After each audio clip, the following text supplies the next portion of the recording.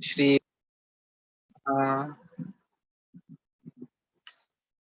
सत्येन हीनाः पितृमातृदूषकाः तृष्णाकुलाश्चाश्रमधर्मवर्जिताः एदाम्भिकामत्सरिणोऽपि हिंसकाः सप्ताहयज्ञेन कलौ पुनन्ति ते।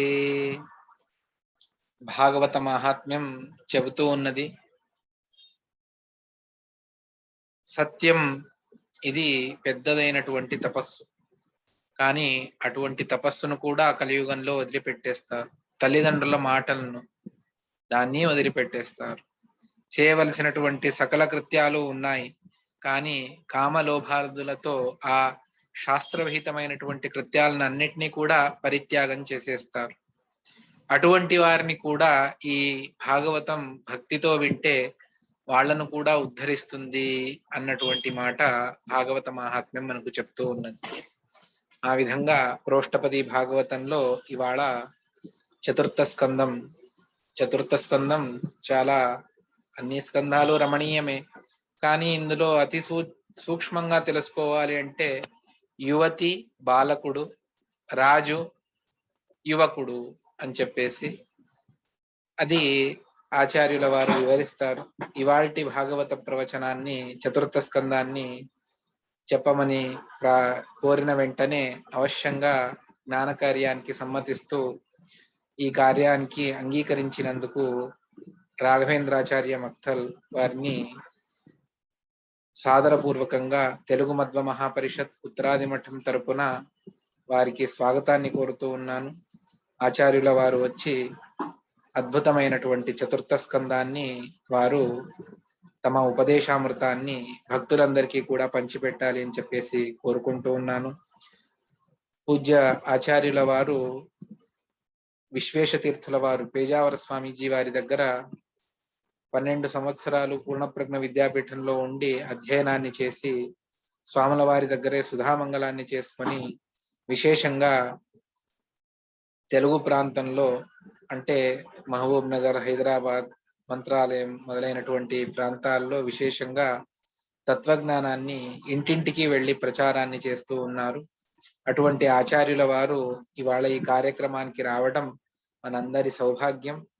అటువంటి ఆచార్యుల వారికి అందరి తరపున స్వాగతాన్ని కోరుతూ ఆచార్యుల వారు ఇక మీదట తాము చతుర్థ స్కంద భాగవతాన్ని ప్రారంభించాలి అని చెప్పేసి వారిని కోరుకుంటూ ఉన్నాను. రాఘవేంద్రాచార్య మక్తల్ గారు ప్రారంభించారు.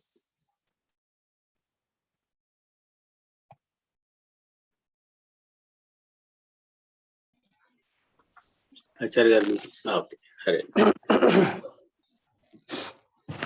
శ్రీ గురుభ్యో నమః, పరమ గురుభ్యో నమః. శ్రీమదానంద తీర్థ భగవత్పాదాచార్య గురుభ్యో నమః. తమాలనీలం ధృతహేమమాలం విశ్వస్య మూలం వివిధోరులీలం భైష్మీ విలోలం భువనైకపాలం భక్తాలవాలం ప్రణమామి పాలం. అభ్రమం భంగరహితం అజడం విమలం సదా ఆనందతీర్థమతులం భజే తాపత్రయాపహం. భల్లూకార్చితపాదాబ్జం వరుణాశా విరాజితం మకస్థలపురాధీశం పశ్చిమాభిముఖం భజే. చిత్రైః పదైశ్చ గంభీరైర్వాక్యైర్మానైరఖండితైః గురుభావం భంజయంతి భాతి శ్రీజయతీర్థవాక్. అర్థికల్పితకల్పోయం ప్రత్యర్థిగజకేసరి వ్యాసతీర్థగురుర్భూయాదస్మదిష్టార్థసిద్ధయే. అంజనాసూను సాన్నిధ్యాద్ విజయేన విరాజితం అజితప్రీతిజనకం భజేహం విజయధ్వజం. తపో విద్యా విరక్త్యాది సద్గుణౌఘాకరానహం వాదిరాజ గురూన్ వందే హయగ్రీవ పదాశ్రయాన్.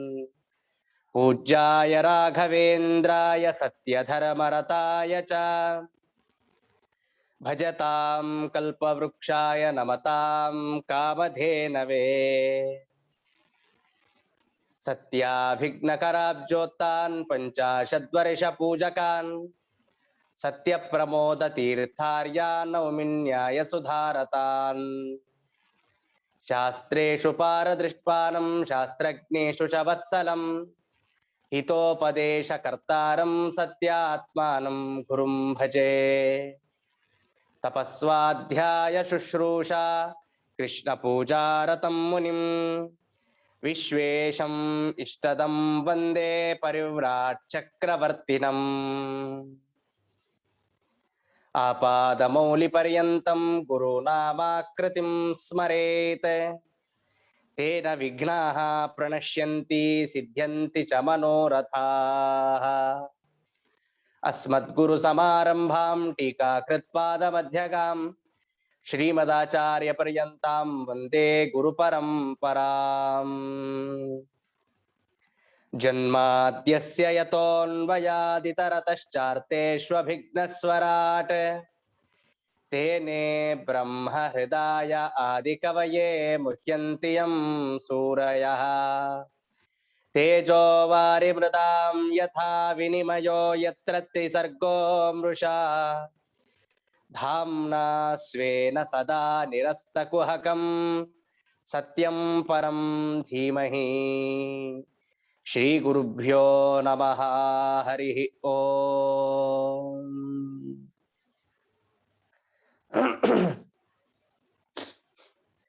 శ్రీ హరివాయు గురువుల దివ్య చరణ పద్మములకు అనంత భక్తిపూర్వక సాష్టాంగ ప్రణామాలను సమర్పించుకుంటూ పరమ పవిత్రమైన పరమోత్కృష్టమైన చాతుర్మాస్య శుభ సందర్భమునందు ప్రోష్ఠపది, అందులో కూడా ప్రోష్ఠపది భాద్రపద మాసానికి ప్రోష్ఠపద అనేటటువంటి పేరు కలదు. శుర్ణవస్య ప్రోష్ఠపద అని.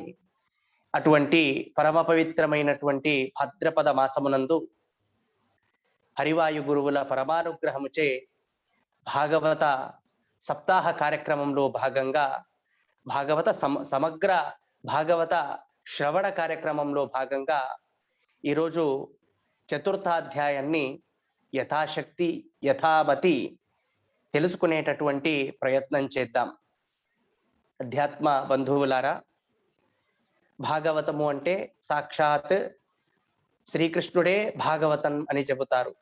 భాగవతం ద్వారా ఏం జరుగుతుంది అంటే మనకు తెలుసు, భాగవతం చదివితే భాగవుతాం. అటువంటి పరమోత్కృష్టమైనటువంటి గ్రంథము భాగవతము. పరమాత్ముని యొక్క అద్భుతమైనటువంటి లీలా వైశిష్ట్యాన్ని, లీలా వినోదాన్ని అందించేటటువంటి, తెలిపేటటువంటి శ్రేష్టమైనటువంటి గ్రంథము భాగవత గ్రంథము. అటువంటి భాగవత గ్రంథంలో చతుర్థ స్కందంలో మనకు విశేషంగా స్వయంభూ మనువు, తరువాత స్వయంభూ మనువు యొక్క ధర్మపత్ని అయినటువంటి శతరూపాదేవి యందు విశేషంగా వారి యందు జన్మించినటువంటి దేవహూతిదేవి, ఆకూతి, దేవహూతి, ప్రసూతి అనేటటువంటి ముగ్గురు మహిళామూర్తులు. చాలా మంది అంటుంటారు మహిళలకు స్థానం లేదే అని హేతువాదులు, హేతు లేని వాదులు వాదిస్తుంటారు. చూడండి, పరమాత్ముడి సృష్టి యందు మొట్టమొదట జన్మించింది కూడా ముగ్గురు మహిళామణులి, ఆకూతి, దేవహూతి, ప్రసూతి అని చెప్పి. అటువంటి దేవహూతిదేవి యందు దేవహూతిదేవి కర్దమ మహర్షుల యొక్క దాంపత్యమునందు 9 మంది స్త్రీమూర్తులు జన్మిస్తారు. స్త్రీమూర్తులు జన్మించినప్పుడు అందులో ఒకరైనటువంటి ఆ 9 మందిలో ఒకరైనటువంటి అనసూయాదేవిని అత్రి మహర్షుల వారు వివాహమాడతారు. తర్వాత వివాహమాడిన తర్వాత సృష్టి ప్రక్రియ కొనసాగాలి అనేటటువంటి ఉద్దేశంతో ఆ అత్రి మహర్షి, అనసూయాదేవి వీరిద్దరు కూడా రుక్ష అనేటటువంటి పర్వతానికి వెళ్ళి తపస్సుకై ఆ పర్వతానికి వెళతారు. అక్కడ విశేషమైనటువంటి తపస్సును ప్రారంభించి సృష్టి ప్రక్రియ కొనసాగాలి కదా. కొనసాగాలి అనేటటువంటి ఉద్దేశంతో విశేషంగా త్రిమూర్తులను ఆరాధిస్తారు. త్రిమూర్తులు అంటే బ్రహ్మ, విష్ణు, మహేశ్వరులు. అందులో కూడా త్రిమూర్తుల యందు కూడా విశేషంగా భగవంతుడినే తపసా తోషయామాస, విశేషమైనటువంటి తపస్సును ఆచరిస్తారు. భగవంతుడిని ఉద్దేశించి, విష్ణువును ఉద్దేశించి విశేషమైనటువంటి తపస్సులో మగ్నమవుతారు.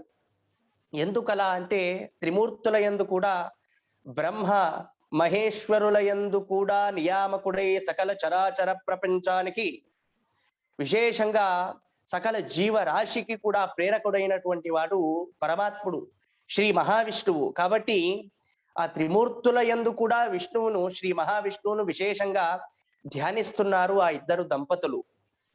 నిజమే కదా. ముఖ్యమంత్రి, హోంమంత్రి, వేరే మంత్రి ఉన్నప్పుడు వారు ముగ్గురు కూడా మనకు పరిచయమే, సుపరిచితులైనప్పటికీ కూడా సాక్షాత్ ముఖ్యమంత్రే సుపరిచితుడైనప్పుడు మనము వేరే మంత్రుల దగ్గరకు వెళ్ళి నా పని జరగాలి అని ఎవరైనా ప్రార్థిస్తారా? ముఖ్యమంత్రి దగ్గరికే వెళతారు కదా సుమా. అలాగే ముఖ్యమంత్రి అంటే శ్రీ మహావిష్ణువు అందరిలో ఉండి నియామకుడై చరాచర సృష్టికి కారణమైనటువంటి వాడు పరమాత్ముడు. ఆ పరమాత్ముడిని వారియందు, మహేశ్వరుడి యందు, బ్రహ్మయందు నియామకుడై ఉండేటటువంటి ఆ పరమాత్ముడినే విశేషంగా ప్రార్థిస్తారు. దానినే భాగవత తాత్పర్యంలో, భాగవతానికి జగద్గురు మధ్వాచార్యులు అద్భుతమైనటువంటి వ్యాఖ్యానాన్ని రచించారు. భాగవత తాత్పర్య నిర్ణయం అని దాని పేరు. ఆ భాగవత తాత్పర్య నిర్ణయంలో ఆచార్యుల వారే అంటారు, బ్రహ్మస్తశ్చైవ రుద్రస్తః స్వయం చాపి హరి ప్రభుః ప్రజాం త్రిపురుష సమాం యచ్చతు ఇతి అత్రిహి ఐచ్ఛత అని. బ్రహ్మలో ఉండేటటువంటి వాడు రుద్రుడు అంటే ఈశ్వరిలో, మహేశ్వరిలో ఉండేటటువంటి వాడు పరమాత్ముడు. అటువంటి పరమాత్ముడిని విశేషంగా తపస్సు సంతుష్టం చేశారు ఆ ఇద్దరు దంపతులు కూడా అని ఈ విధంగా ఆచార్యుల వారే ఒక నిర్ణయాన్ని చెబుతారు. అంటే అందరిలో ఉండి నియామకుడై ఉండేటటువంటి వాడు పరమేశ్వరిలో ఉండేటటువంటి వాడు, బ్రహ్మలో ఉండేటటువంటి వాడు కూడా మహావిష్ణువే అనేటటువంటి విషయాన్ని మరొక్కసారి నొక్కి ఆచార్యుల వారు ఇక్కడ భాగవత తాత్పర్య నిర్ణయంలో చెబుతారు. ఈ విధంగా విశేషంగా తపస్సు గావించారు. వారి తపోనిష్ట గరిష్టతకు పరమాత్ముడు సాక్షాత్కరించాడు. అద్భుతమైనటువంటి హృదయ కమలంలో పరమాత్ముడిని ఏ విధంగా ధ్యానించారో ఆ పరమాత్ముడు ఆ విధంగా ప్రత్యక్షుడయ్యాడు. ప్రత్యక్షుడై అత్రి మహర్షుల వారికి భగవంతుడు అడుగుచున్నాడట. ఏమని అడుగుచున్నాడు అంటే, పరమాత్మ అత్రి, నీకు ఏ వరం కావాలి నాయన, కోరుకో అన్నప్పుడు దానికి చూడండి అత్రి మహర్షుల వారు ప్రార్థిస్తున్నారు. ఎలా ప్రార్థించారు అంటే, పరమాత్ముడినే పుత్రుడిగా పొందాలి అని ప్రార్థించడానికి కొద్దిగా సంకోచించి ప్రార్థించారట. పరమాత్ముడినే పుత్రుడిగా పొందాలి. అయితే వారు ఇలా ప్రార్థించారు, పరమాత్ముడి వలె ఉండేటటువంటి వాడిని పుత్రుడిగా ప్రసాదించండి, మీ వంటి వాడిని పుత్రుడిగా ప్రసాదించండి అని భగవంతుడికి ప్రార్థించారట అత్రి మహర్షుల వారు.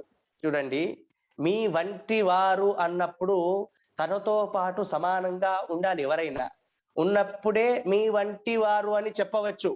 ఇప్పుడు ఆకాశాన్ని ఎలా ఉంది అని మనం అంటే గగనం గగనాకారం, సముద్రం ఎలాగుంది అని ఎవరైనా అడిగితే సాగరం సాగరోపమః. అలాగే గగనం గగనాకారం, సాగర సాగరోపమః అని గగనం ఎలా ఉందంటే గగనం లాగే ఉందని చెప్పాలి. సాగరం ఎలా ఉంది అంటే సాగరం వలె ఉంది అనే చెప్పాలి తప్ప వాటికి సమానమైనటువంటి ఇంకొక వస్తువును మనం ఉదాహరణగా చెప్పవచ్చా? చెప్పడానికి వీలవుతుందా? వీలు కాదు. కాబట్టి గగనం గగనాకారం, పరమాత్ముడి వలె ఉండేటటువంటి మీ వంటి వాడిని నాకు పుత్రుడిగా ప్రసాదించండి అంటే, నా వంటి వాడు అండపిండ బ్రహ్మాండముల యందు మరొకరు లేరు. కాబట్టి పరమాత్ముడే అంటాడట, నేనే నీకు పుత్రుడిగా జన్మిస్తాను అని.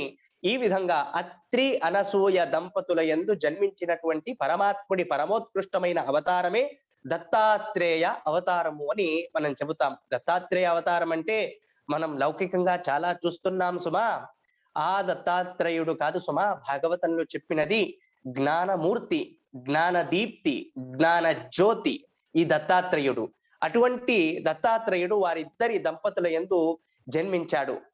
ఇక్కడ ఒక గొప్ప సందేశాన్ని మనం భాగవతంలో గమనించవచ్చు. అత్రి అనసూయల యొక్క దాంపత్యమునందు పరమాత్ముడు జన్మించాడు. సాక్షాత్ పరమాత్ముడే దత్తాత్రేయుడిగా అవతరించాడు. సరే, మన హృదయ కమలమునందు కూడా దత్తాత్రేయుడు పరమాత్ముడు భగవంతుడు జన్మించాలి అంటే మనం ఏం చేయాలి అంటే ఒక గొప్ప ఉదాహరణను చమత్కారంగా మనం చెప్పుకోవచ్చు. అత్రి అంటే, త్రి అంటే మూడు, మూడు అంటే మూడు విడిచిపెట్టినవాడు లేదా మూడు లేనివాడు, కాబట్టి అతను అత్రి. ఏమిటి మూడు అంటే, భగవద్గీతలోనే శ్రీకృష్ణ పరమాత్ముడు అంటాడు, త్రివిధం నరకస్యేదం ద్వారం నాశనమాత్మనః కామక్రోధస్తథా లోభః తస్మాదేతత్రయం త్యజేత్. కామము, క్రోధము, లోభము అనేటటువంటి మూడు, ఈ మూడు లేనటువంటి వాడు, త్రి లేనటువంటి వాడు కాబట్టే అతడు అత్రి. ఆ త్రి లేకుండా ఉండటం ద్వారానే అతడికి భగవంతుడి యొక్క సాక్షాత్కారం కలిగింది. సరే, దాని ద్వారా మనకు లభించేటటువంటి సందేశం ఏమిటి అంటే, చూడండి, మన హృదయ కమలమునందు కూడా అత్రి అనసూయల యొక్క దాంపత్య సంగమం జరగాలి. అదేమిటి అంటే, అవును, మన హృదయ కమలంలో కూడా అత్రి అంటే ఈ మూడు ఉండకూడదు. త్రి, కామక్రోధస్తథా లోభః, కామము, క్రోధము, లోభము అనేటటువంటివి ఉండకూడదు కాబట్టి అవి లేకుండా ఉండేటటువంటి సందర్భంలో అత్రి మనలో ఉంటాడు. సరే, అత్రి ఉన్నాడు. మరి అనసూయ అంటే, అవును, అనసూయ అంటే అసూయ లేనటువంటి వాడు అనసూయ, లేదా అసూయ లేనటువంటిది అనసూయ. సరే, అసూయ లేకుండా పరుల యందు ఏదైనా ఒక గొప్ప కార్యము జరిగినప్పుడు, గొప్ప కార్యక్రమము చేస్తున్నప్పుడు ఆ గొప్ప కార్యక్రమాన్ని అభినందించడం పోయి, సంతోషించడం పోయి అసూయ పడతాం కదా, మాత్సర్యానికి గురవుతాము కదా. ఆ మాత్సర్యము లేకుండా, అసూయ లేకుండా ఉండటమే అనసూయ. త్రి లేకుండా ఉండటం అత్రి, అసూయ లేకుండా ఉండటం అనసూయ.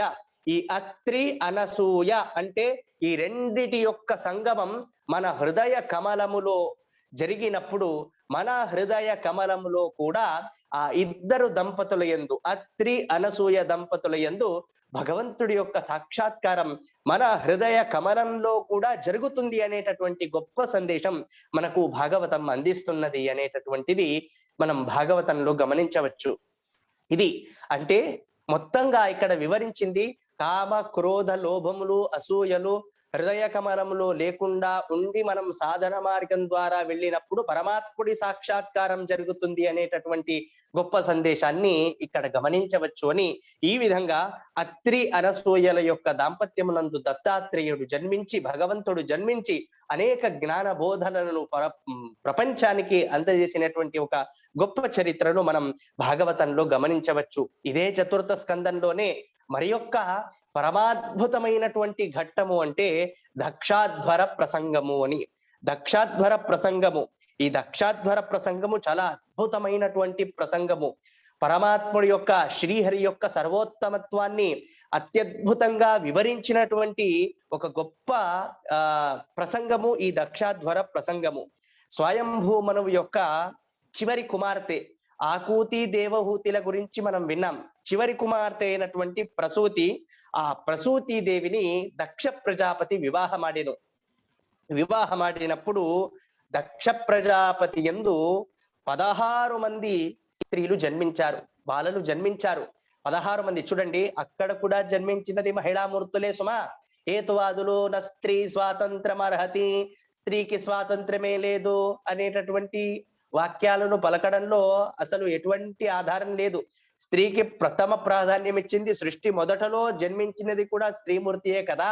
కాబట్టి చూడండి, అటువంటి గొప్ప స్వయంభూ మన యొక్క చివరి కుమార్తె అయినటువంటి ప్రసూతి దేవి యందు దక్ష ప్రజాపతి వివాహమాడినప్పుడు వారి యందు 16 మంది స్త్రీమూర్తులు జన్మించారు.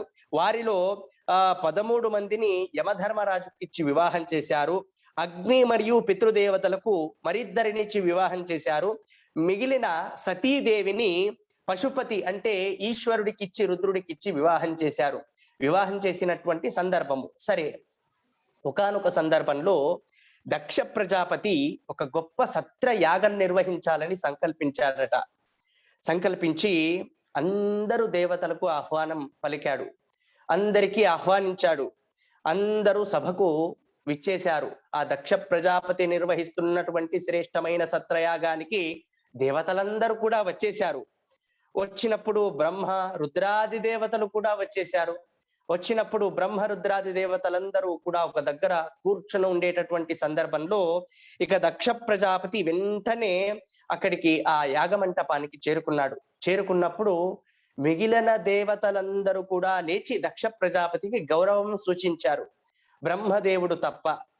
అయితే బ్రహ్మదేవుడితో పాటు కూర్చున్నటువంటి ఈశ్వరుడు దక్ష ప్రజాపతి యాగమంటపానికి చేరుకున్నటువంటి సందర్భంలో తాను లేచి నిలబడి గౌరవం సూచించలేదు అనేటటువంటి ఒక భావన దక్ష ప్రజాపతికి ఏర్పడెను.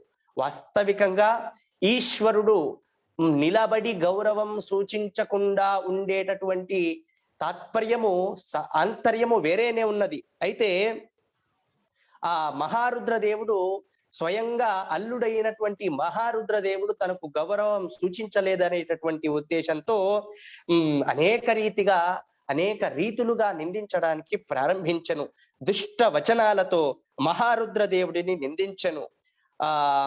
అధ మదన రిపుడైనటువంటి ఆ ఈశ్వరుడికి ఎప్పుడు కూడా హవిర్భాగము లభించకుండా ఉండుగాక అనేటటువంటి శాపాలను కూడా అనేక రీతిగా శపించినటువంటి ఒక సంఘటన అక్కడ మనం గమనించవచ్చు.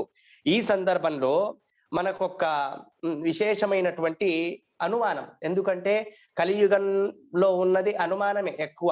ఏదైనా మనం ధర్మ విషయాలను శాస్త్ర విషయాలను గట్టిగా చెప్పినప్పుడు అనుమానం ఏర్పడుతుంది. ఎందుకంటే శాస్త్రాలపై మనకున్నటువంటి నమ్మకంలో భాగం అన్నమాట. కాబట్టి మనకందరికీ సందేహం లేదు. సతీదేవి యొక్క భర్త ఈశ్వరుడు అంటే సాక్షాత్ అల్లుడే కదా. అల్లుడైనప్పుడు మామకు నమస్కరిస్తే తప్పేమున్నది, మామకు నమస్కరించకపోవడం ఈశ్వరుడే తప్పు కదా అనేటటువంటి ఒక సందేహం మనకందరికీ కూడా కలుగుతుంది. అయితే అక్కడ చూడండి, అక్కడ ఈశ్వరుడు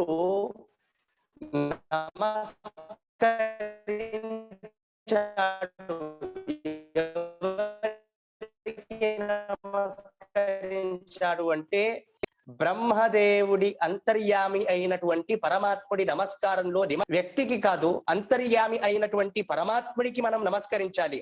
కాబట్టి ఇక్కడ పరమోత్కృష్టమైనటువంటి సన్నిధానము ఎవరిలో కలదు అంటే బ్రహ్మదేవుడిలో పరమోత్కృష్టమైనటువంటి భగవత్ సాన్నిధ్యము కలదు. కాబట్టి భగవత్ సాన్నిధ్యము కలిగినటువంటి బ్రహ్మదేవుడి అంతర్యామి అయినటువంటి పరమాత్ముడి యొక్క నమస్కారమునందే మహేశ్వరుడు లీనమయ్యాడు. కాబట్టి దక్షుడు యజ్ఞ మంటపానికి చేరుకున్నప్పుడు లేచి నిలబడి గౌరవం సూచించలేదు అని మనకు భాగవతంలో గమనించవచ్చు. అంతేకాకుండా ఆ హృదయ మందిరం స్వచ్ఛంగా ఉండాలి, నిర్మలంగా ఉండాలి. దక్షుడిలో పరమాత్ముడు అన్ని చోట్ల ఉన్నాడు కదా, దక్షుడిలో కూడా పరమాత్ముడు ఉన్నాడు కదా. దక్షుడిలో ఉండేటటువంటి దక్ష ప్రజాపతిలో ఉండేటటువంటి పరమాత్ముడిని నమస్కరించవచ్చు కదా అనేటటువంటి సందేహం కలుగుతుంది. అయితే ఈ దక్షుడి హృదయంలో కామ క్రోధ లోభ మోహ మద మాత్సర్యాలచే భగవత్ సాన్నిధ్యమే లేదు. అక్కడ విశేషంగా రాగద్వేషాలతో కామ క్రోధాలతో ఆ హృదయం మొత్తము కూడా నిండి ఉండేను. కాబట్టి ఇద్దరిలో ఉండేటటువంటి భగవత్ సాన్నిధ్యము బ్రహ్మదేవుడిలో మాత్రమే ఉంది. కాబట్టి ఆ బ్రహ్మదేవుడి యొక్క విశేషమైనటువంటి సన్నిధానం కలిగినటువంటి పరమాత్ముడి ఆ బ్రహ్మదేవుడి యొక్క అంతర్యామి అయినటువంటి శ్రీహరికి నమస్కరిస్తున్నాను, కాబట్టి దక్ష ప్రజాపతికి నేను నమస్కరించలేదు అని ఈ విధంగా చెప్పుకొచ్చారు మహారుద్రదేవుడు. ప్రత్యుద్గమ ప్రశ్రయణాభివాదనం విధీయతే సాధుమితస్సు మధ్యమే ప్రాజ్ఞై పరస్మై పురుషాయ చేతసా గుహాశయాయైవ నదేహమానినే. హృదయ మందిరంలో దేహాభిమాని అయినటువంటి పరమాత్ముడికే నమస్కరించాలి తప్ప దేహానికి నమస్కరించకూడదు. కాబట్టి నేను అంతర్యామి అయినటువంటి బ్రహ్మదేవుడి, అంతర్యామి అయినటువంటి పరమాత్ముడి హృదయ మందిరంలో పరమాత్ముడి యొక్క విశేషమైనటువంటి ధ్యానంలో మగ్నమయ్యాను. కాబట్టి దక్ష ప్రజాపతికి యాగమంటపానికి విచ్చేసినప్పుడు నేను నమస్కరించలేదు అని పార్వతికి, అంటే సతీదేవికి, తన భార్య అయినటువంటి సతీదేవికి మహేశ్వరుడు తెలిపాడట. అయితే చూడండి, ఇక్కడ ఒక విశేషమైనటువంటి సంఘటన జరుగుతున్నది. ఏమనగా, మహాత్ములు అధములు రెండు విధాలు ఉంటారు. మహాత్ములు అధములు. మహాత్ములు ఎలాగుంటారు అంటే, మహాత్ముల యొక్క హృదయ మందిరం, మహాత్ముల యొక్క హృదయం ఏ విధంగా ఉంటుంది అంటే, మహాత్ముల యొక్క హృదయ మందిరం అత్యంత పవిత్రంగా ఉంటుంది అని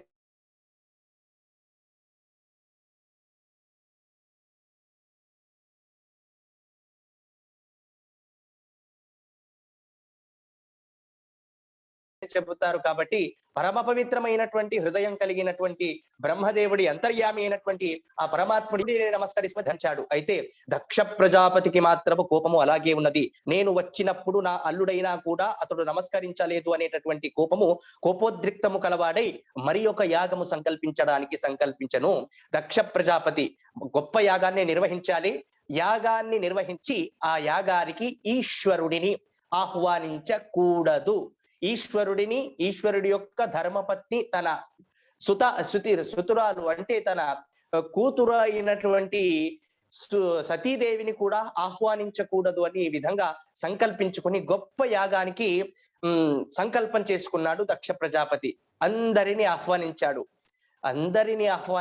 కానీ పరమేశ్వరుడిని ఆహ్వానించలేదు. అయితే తన తండ్రి గారే యాగాన్ని జరుపుతున్నారు కాబట్టి తండ్రి యాగాన్ని జరిపేటప్పుడు తండ్రి యాగానికి పిలవకున్నా కూడా వెళ్ళవచ్చు. నా తండ్రే కదా, వెళితే ఏమంటాడు అనేటటువంటి ఉద్దేశంతో ఈశ్వరుడి తన పతి వద్దకు వెళ్ళి సతీదేవి ప్రార్థిస్తున్నది. మా నాన్నగారు యాగాన్ని సంకల్పించారు, ఆ యాగానికి నేను వెళతాను అని విధంగా సంకల్పించుకున్నప్పుడు ఈశ్వరుడు అంటారట, దక్ష ప్రజాపతి యాగ సంకల్పములో స్వచ్ఛత లేదు, పావిత్ర్యం లేదు, అవమానం చేయాలనేటటువంటి ఉద్దేశంతోనే కావాలనే ఈ యాగానికి సంకల్పించాడు. కాబట్టి హే సతీ, ఈ యాగానికి మనం వెళ్ళడం వద్దు అని ఈ విధంగా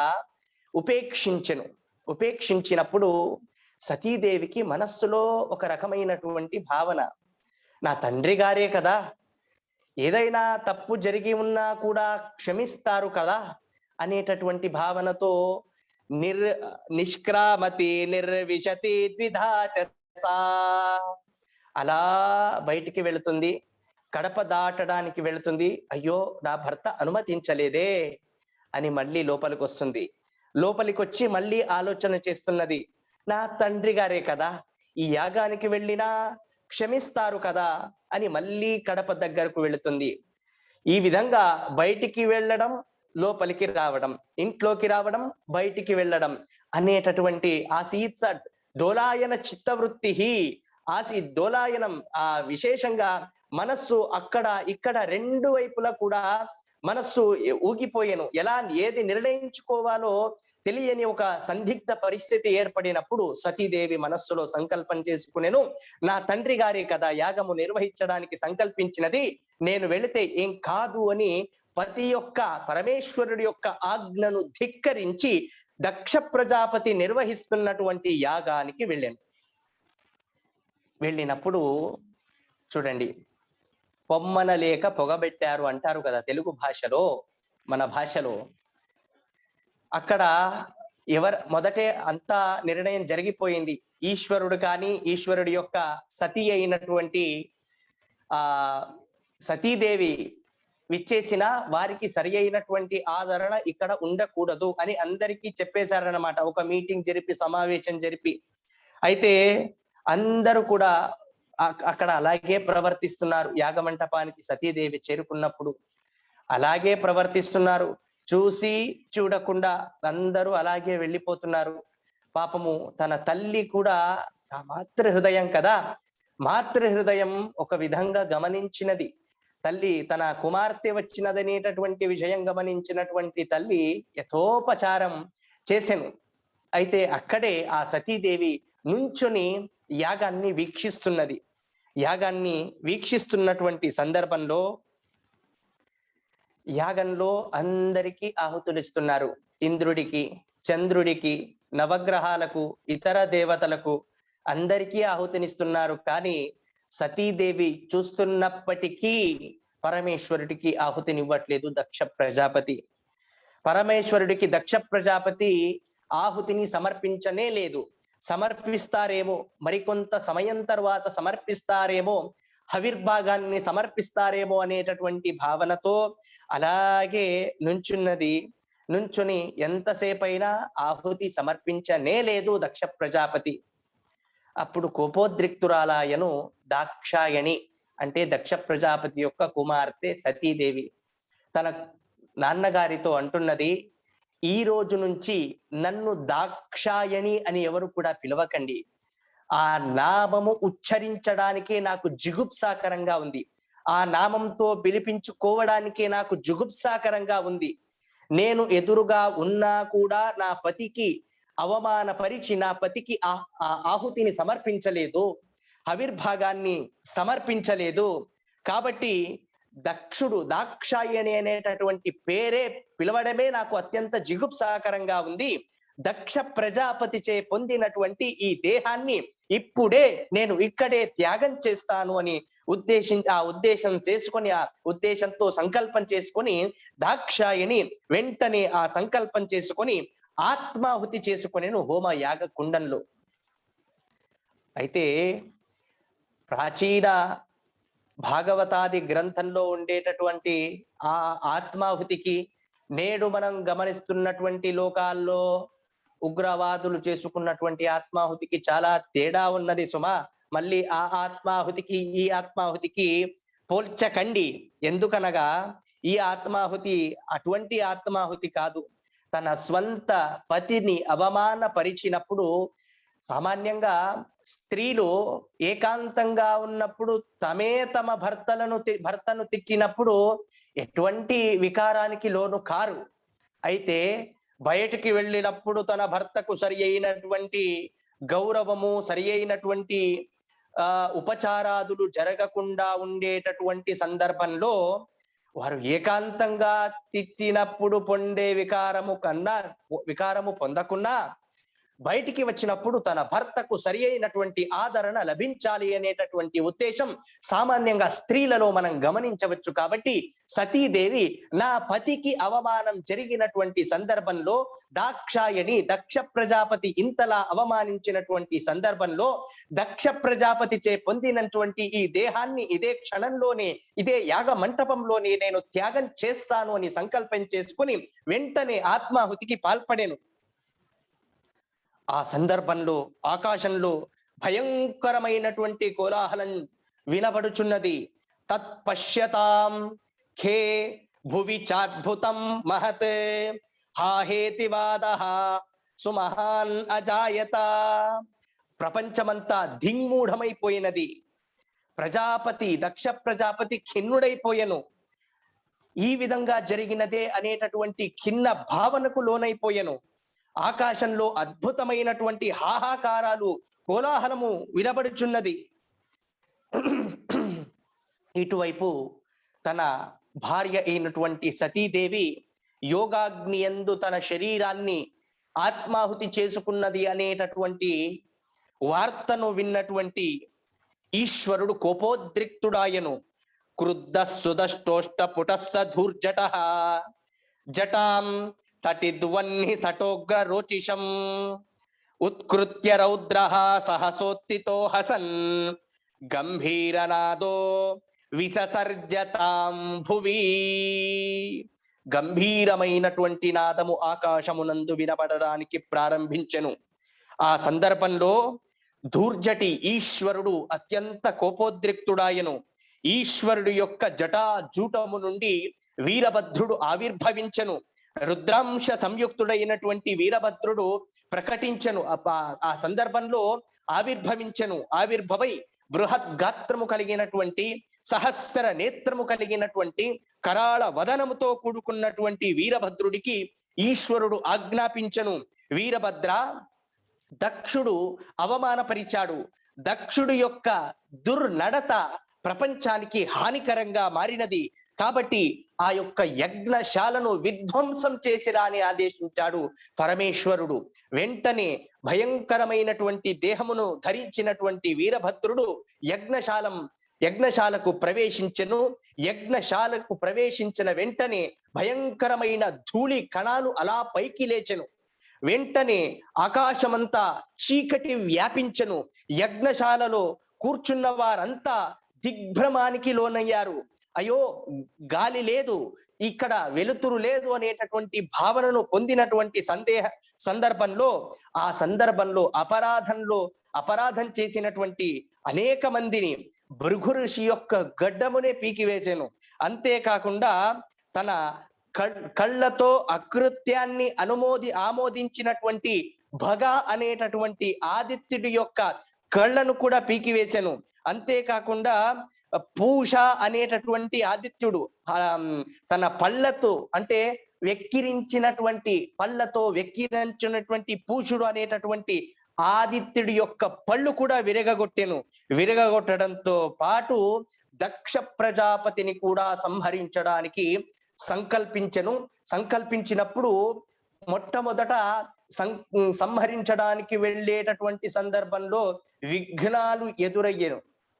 అంటే సంహరించేటటువంటి ప్రక్రియ కష్టతరమయ్యను. అయితే అప్పుడు వీరభద్రుడు మనస్సులో సంకల్పించుకున్నాడు, దక్ష ప్రజాపతి యొక్క సంహార ప్రక్రియ అనేది ఇది సామాన్యమైనటువంటి స్వార్థపూరితమైనటువంటి ప్రక్రియ కాదు, ఇది భగవత్ ప్రీతికరమైనటువంటి యజ్ఞము అని మనస్సులో సంకల్పించుకున్నాడు. ఎప్పుడైతే ఇది విష్ణు ప్రేరణయ విష్ణు ప్రీత్యర్థం భగవత్ ప్రీతికరమైనటువంటి యజ్ఞము అని మనస్సులో సంకల్పించుకున్న వెంటనే సంహార ప్రక్రియ మొత్తము కూడా వేగవంతమయ్యను. ఆ సందర్భంలో వెంటనే ఆ వీరభద్రుడు దక్ష ప్రజాపతి వద్దకు వెళ్ళి దక్ష ప్రజాపతి యొక్క శిరస్సును ఛేదించారు. ఆ యాగశాలము మొత్తము ఖిన్నమైనటువంటి వాతావరణము ఏర్పడినటువంటి సందర్భంలో దేవతలందరూ కూడా దక్ష ప్రజాపతిని మళ్ళీ బతికించండి అని ఆ బ్రహ్మదేవుడి వద్దకు వెళ్ళి ప్రార్థిస్తున్నారు. అయితే దక్ష ప్రజాపతిని బతికించేటటువంటి శక్తి సామర్థ్యాలు బ్రహ్మదేవుడి వద్ద కలిగి ఉన్నా కూడా భగవద్భక్తుడైనటువంటి మహేశ్వరుడికి అవమానం కలిగించాడు కాబట్టి బ్రహ్మదేవుడు కూడా దక్ష ప్రజాపతిని మళ్ళీ బతికించలేదు. అంతేకాకుండా అన్నారట, దేవతలందరికీ బ్రహ్మదేవుడే అంటున్నాడు, మీరు వెళ్ళి మళ్ళీ ఈశ్వరుడినే ప్రార్థించండి అని అన్నప్పుడు ఈశ్వరుడి వద్దకు వెళ్ళి ప్రార్థించారు. ఈశ్వరుడు అంతర్యామి అయినటువంటి పరమాత్మను ప్రార్థించారు. వారి ప్రార్థనలకు, దేవతల ప్రార్థనలకు సంతుష్టుడయ్యను. ఎప్పుడు కూడా ఉత్తములు మన యొక్క సంకల్పమును ఉత్తములు ప్రార్థిస్తే ఉన్నతమైనటువంటి ఫలం లభిస్తుంది. ద్వాదశ స్తోత్రంలో ఆచార్యులే అంటారు, ఉన్నత ప్రార్థిత శేషసం అశేషసం సాధకం సన్నత లౌకిక ఆనందద శ్రీపదం భిన్న కర్మాశ్రయ ప్రాణి సంప్రేరకం తన్న కిం నేతి విద్వత్సు మీమాంసితం ప్రీణయామో వాసుదేవం.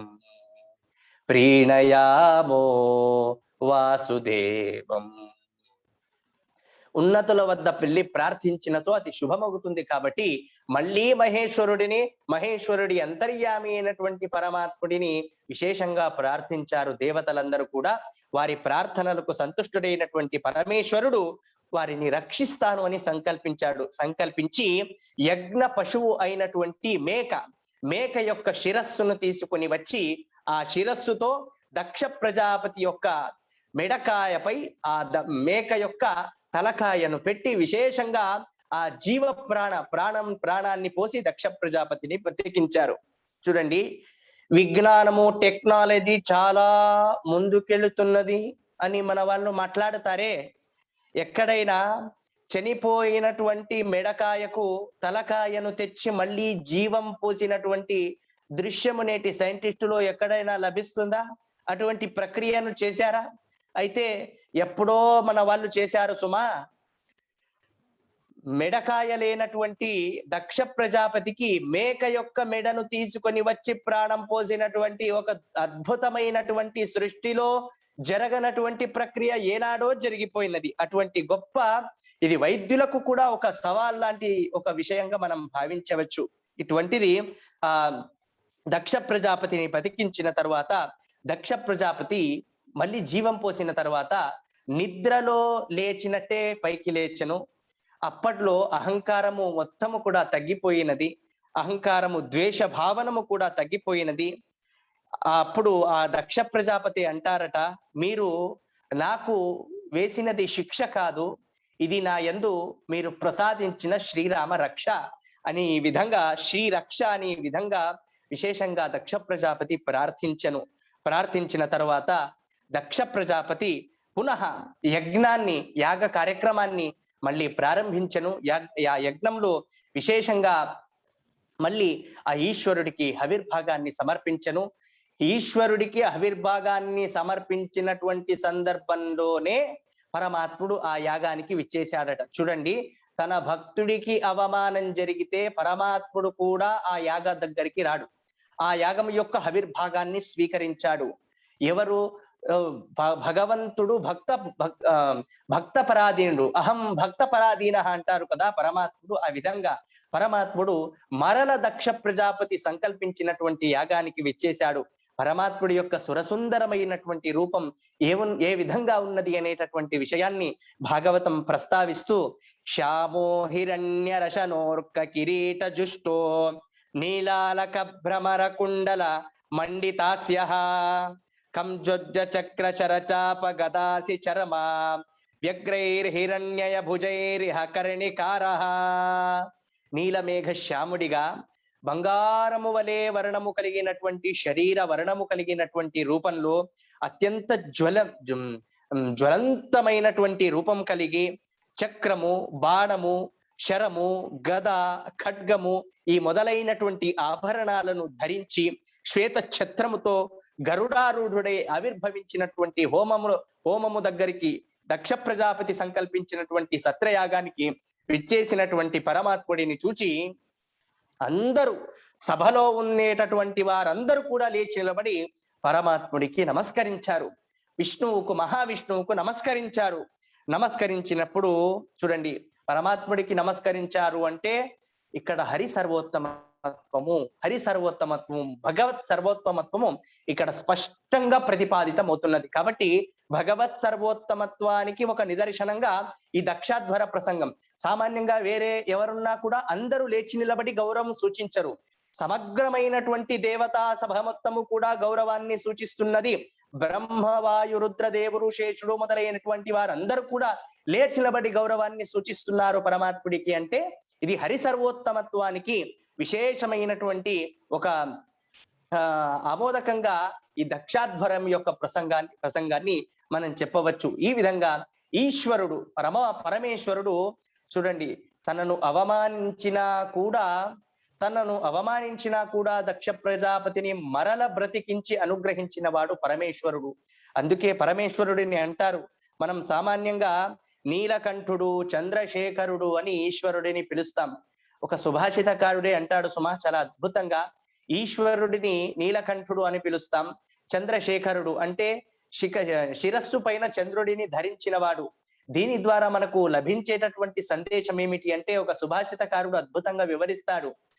గుణదోషౌ భుతౌ గృహ్ణన్ ఇందుక్ష్వేడా వివేశ్వరః శిరసా శ్లాఘ్యతే పూర్వం పరం కంఠే నియచ్చతి.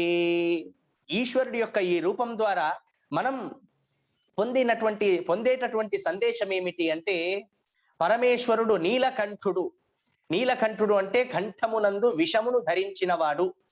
మనం కూడా మన ఆత్మీయులో, మన మిత్రులో, మన స్నేహితులో ఎవరో మనకు కావలసిన వారు ఏదో తప్పులు చేసినప్పుడు వెంటనే అలా బయటికి వెళ్ళి లోకులు, కాకులు అనే విధంగా ప్రపంచం మొత్తము కూడా చెప్పి వాడి యొక్క దేహాన్ని, వాడి యొక్క గౌరవాన్ని మొత్తం కూడా దెబ్బతీసే విధంగా చేయకూడదు. ఏదైనా మిత్రుడో ఆత్మీయుడో సజ్జనులో ఉంటే సజ్జనుల యొక్క గౌరవాన్ని కాపాడాలి. మనవారు సజ్జనులు అయినప్పుడు సజ్జనులను కాపాడాలి. వారి యొక్క దుర్గుణాలు, వారు ఏదైనా తప్పు చేసినా, తెలిసి తెలియకుండా తప్పులు చేసినా కూడా ఆ తప్పులను కంఠంలోనే దాచుకోవాలి తప్ప బయటికి వేయకూడదు అనేటటువంటి దృశ్యం నీలకంఠుడు కంఠంలో విషం ధరించడం ద్వారా తప్పులు చేసినా కూడా కంఠంలో, తెలిసి తెలియకుండా సజ్జనులు ఏదైనా దోషం ఆచరిస్తే దానిని కంఠంలోనే దాచుకోవాలి అనేటటువంటి సందేశం. శిరస్సునందు చంద్రుడిని ధరించారు. మన ఆత్మీయులు సజ్జనులు ఏదైనా మంచి మహోపకారము, లోకోపకారము దాన ధర్మాది ప్రక్రియలు చేసినప్పుడు ఆ ప్రక్రియను ప్రపంచమంతా కూడా తెలియచేయాలి. మంచిదుంటే సజ్జనులు మంచిది చేసినప్పుడు మంచి దాన్ని ప్రపంచానికి మొత్తము కూడా తెలియజేయాలి అనేటటువంటి విషయాన్ని చంద్రుడిని శిరస్సందు ధరించి శిరస్సునందు ప్రకాశంకారంగా చంద్రుడిని ఉంచడం ద్వారా మంచి గుణాలను ప్రపంచానికి తెలియజేయి, సజ్జనులు తెలిసి తెలియకుండా దోషాలను ఆచరిస్తే కంఠంలోనే దాచుకో అనేటటువంటి గొప్ప సందేశాన్ని పరమేశ్వరుడు అందించినటువంటి ఒక అద్భుతమైనటువంటి దృశ్యాన్ని మనం గమనించవచ్చు. ఇది భాగవతంలో ఒక్కొక్క ఘట్టంలో, ఒక్కొక్క ప్రక్రియలో కూడా భాగవతము పరమాద్భుతమైనటువంటి సందేశాలను మనకు అందిస్తున్నది. ఈ విధంగా దక్షాధ్వర ప్రసంగము శ్రీహరి యొక్క అద్భుతమైనటువంటి హరిసర్వోత్తమత్వ తత్వానికి ప్రతిబింబంగా మనం ఈ యొక్క ఘట్టాన్ని గమనించవచ్చు అని ఈ దక్షాధ్వర ప్రసంగం ద్వారా తెలుసుకోవచ్చు. ఇదే చతుర్థ స్కందంలోనే మరి యొక్క అద్భుతమైనటువంటి ఘట్టము అంటే అది ధ్రువ మహారాజు యొక్క చరిత్ర. చూడండి ఎంతటి అద్భుతమైనటువంటి చరిత్ర. ఇప్పటి కాలంలో మనం చిన్న పిల్లలుంటే వారు సంధ్యావందనం ఆచరిస్తాం, దేవ పూజను ఆచరిస్తాం అని అంటే, చిన్న పిల్లాడివి నాయన, నువ్వేం సంధ్యావందనం ఆచరిస్తావు, దేవ పూజను ఆచరించడం ఏమిటి, పెద్ద అయిన తర్వాత ఆచరించవచ్చు అని ఈ విధంగా వారికి మనం వారి యొక్క ఉత్సాహాన్ని కూడా కృంగదీసేటటువంటి కాలంలో చిన్న వయస్సులోనే అడవికి వెళ్లి తపస్సును ఆచరించి పరమాత్ముడి యొక్క సాక్షాత్కారుడిని పొందినటువంటి పరమోత్పుట ఘట్టము ధ్రువ మహారాజు యొక్క ఘట్టము. సామాన్యంగా ఆకూతి, దేవహూతి, ప్రసూతి వీరి యొక్క స్త్రీల యొక్క కథను తెలిపిన తర్వాత 5 మంది ఉత్తానపాదుడు అనేటటువంటి మరి యొక్క రాజు యొక్క అద్భుతమైనటువంటి ఒక సంఘటనను, సందేశాన్ని మనం భాగవతంలో గమనించవచ్చు. ఉత్తానపాదుడికి 2 ధర్మపత్నిలు. ఉత్తానపాదుడికి ఒకరి పేరు సురుచి, మరి ఒకరి పేరు సునీతి అని చెప్పి, ఒకరి పేరు సురుచి, మరి ఒకరి పేరు సునీతి. వీరిలో ఆ ఉత్తానపాదుడికి సురుచి అందే రుచి ఉండెను, సునీతి యందు నీతి లేకుండెను. మనకు కలియుగంలో కూడా అలాగే కదా. సురుచి, సునీతి అని, మంచి సునీతి అంటే మంచి నీతి కథలు చెప్పడం, ప్రవచనాలు చెప్పడం, అద్భుతమైనటువంటి సందేశాలను, భాగవత సందేశాలను అందివ్వడం అనేది సునీతి. అయితే సునీతి ఎవరికి అక్కర్లేదు సుమా. కలికాలంలో సురుచి, మంచి రుచి కలిగినటువంటి పదార్థాలను స్వీకరించడమో లేదా రుచి కలిగినటువంటి ఒక దృశ్యాన్ని వీక్షించడమోనే కలుగుతుంది. కలియుగంలో సురుచి కూడా లేదు, దురుచినే ఉందన్నమాట. అయితే ఈ సురుచి, సునీతిల యందు సురుచి అందే అత్యంత ప్రీతి కలిగిన వాడు ఉత్తానపాదుడు. ఒకానొక సందర్భంలో ఉత్తానపాదుడికి సునీతి యందు కలిగినటువంటి సంతానము ధ్రువుడు. ఆ ధ్రువుడు తన తండ్రి గారి యొక్క, పెద్ద కోరిక ఏమి లేదు సుమా అక్కడ, పాపము తన తండ్రి గారి యొక్క తొడపై కూర్చోవాలనే పాపం చిన్న కోరిక. ఆ చిన్న కోరికతో తండ్రి గారి తొడపై కూర్చోవడానికి ఆ బాలుడు ఉద్యుక్తుడైనటువంటి సందర్భంలో సురుచి అంటుందట, ఏ ధ్రువ, నువ్వు మీ నాన్నగారి యొక్క తొడపై కూర్చోవాలంటే తపస్సు చేయాలి. తపస్సు చేసి భగవంతుడి సాక్షాత్కారాన్ని పొంది మరలనాయందు జన్మించి నప్పుడు నీకు జన్మించినప్పుడు నీకు నీ తండ్రి యొక్క తొడపై కూర్చునేటటువంటి అవకాశము లభిస్తుంది అని ఈ విధంగా చెప్పినటువంటి సందర్భంలో అత్యంత దుఃఖితుడయ్యను. ఆ సందర్భంలో సురుచి ఈ విధంగా చెప్పినప్పుడు సురుచి యొక్క మాటను ఖండించడానికి కూడా మనస్సు, వాక్కు లేనటువంటి స్థితిలో ఉన్నాడు ఉత్తానపాదుడు. చూడండి, గమనించండి ఎలా ఉంది అక్కడ ప్రసంగము అంటే.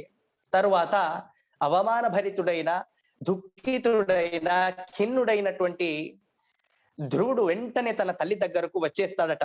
వచ్చి, అమ్మ నేను అడవికి వెళతాను, అడవికి వెళ్ళి తపస్సును చేస్తాను, తపస్సును చేసి భగవంతుడి యొక్క సాక్షాత్కారాన్ని పొందుతాను అని ఈ విధంగా తల్లికి చెప్పినప్పుడు, సునీతికి చెప్పినటువంటి సందర్భంలో సునీతి అంటుందట, చూడండి, మా మంగళం తాత పరేషు మంస్తాహ భుంక్తే జనో యత్ పర దుఃఖతస్తత్.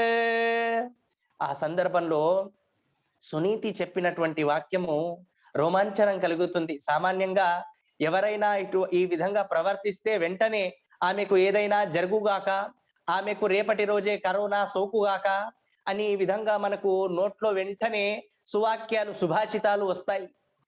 ఆ విధంగా అవమానపరిచినప్పటికీ కూడా సురుచిని నువ్వు ఎటువంటి అనుచితమైనటువంటి వ్యాఖ్యలను నువ్వు చేయవద్దు ధ్రువ అంటున్నది సునీతి.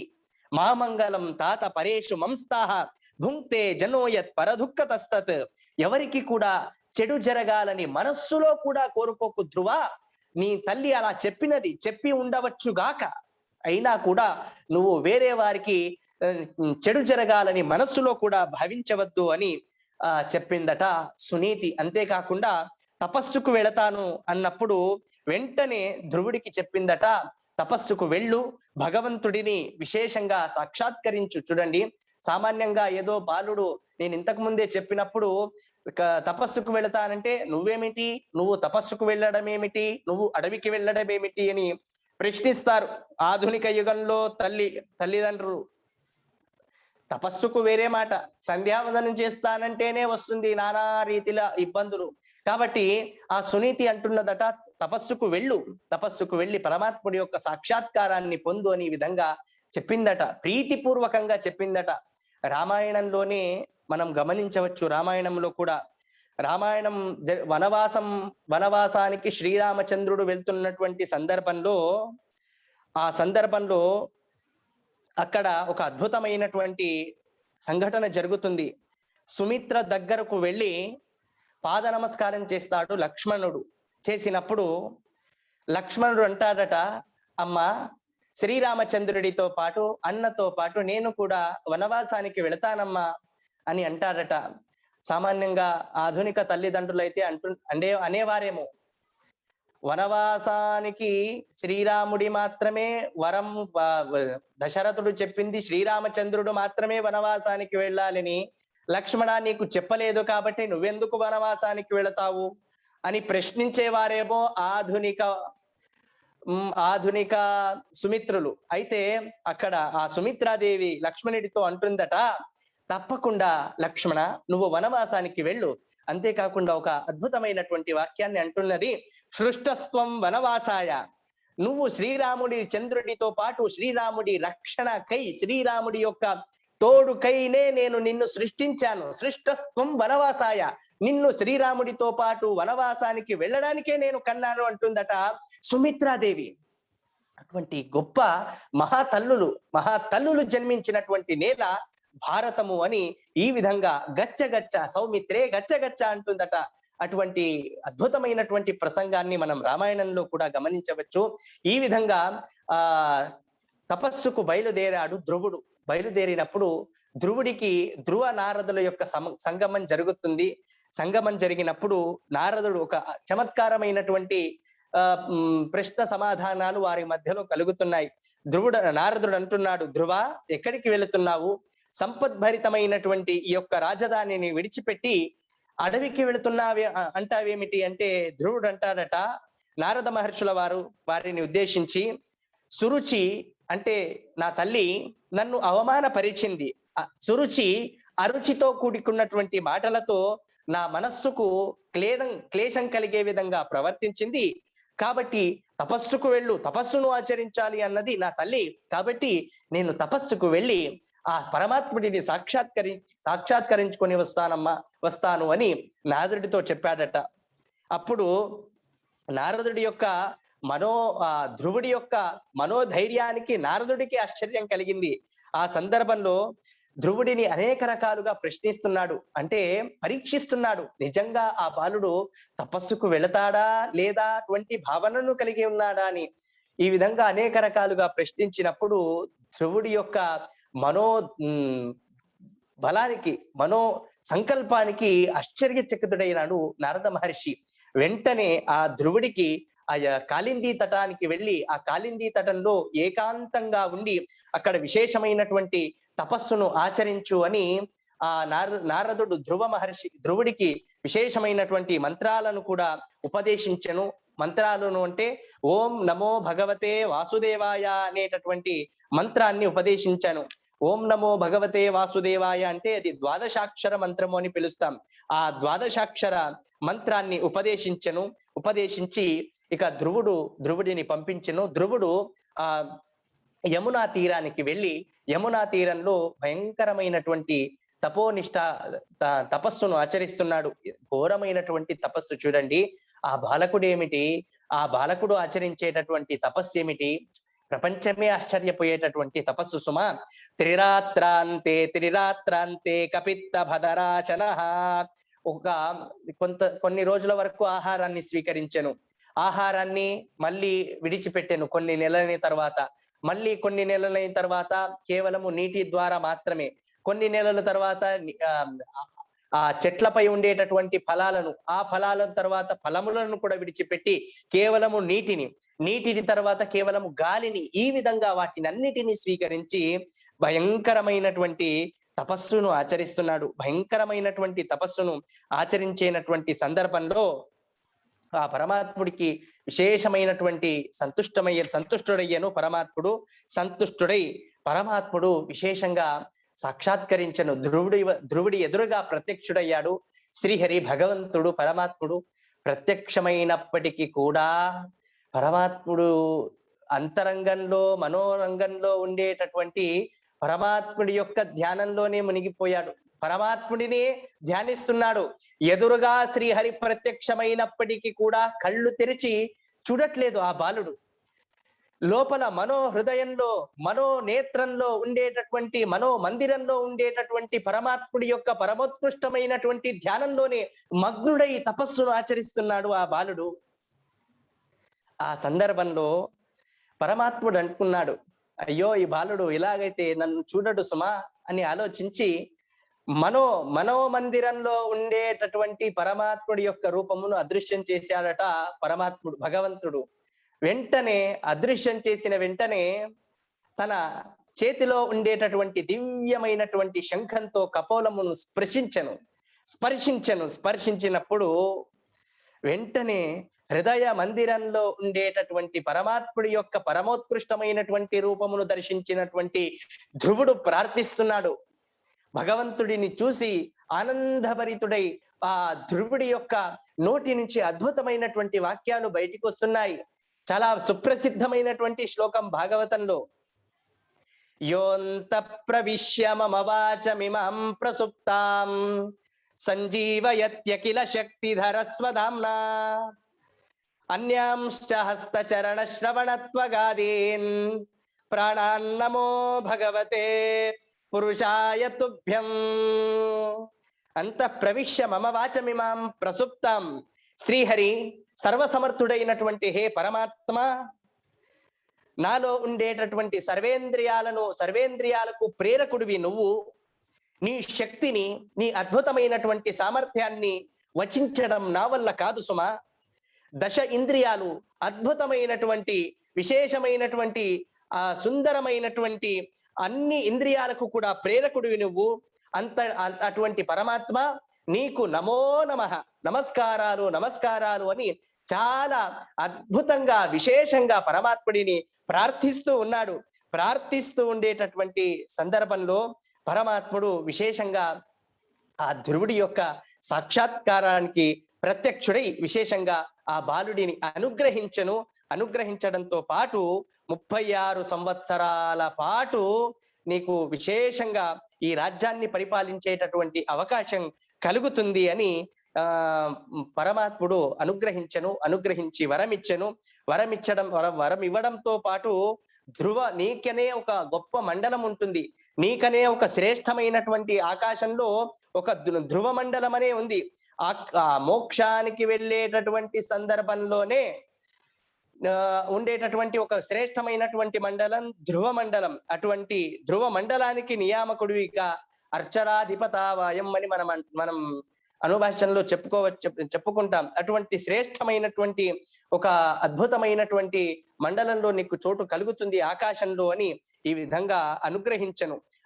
అంటే ఈ శింశుమార నామక పరమాత్ముడు ఆకాశంలో ఉన్నాడు కదా, ఆ శింశుమార నామక పరమాత్ముడి బాల అంటే తోక భాగంలోనే ధ్రువ మండలం ఉంటుందన్నమాట.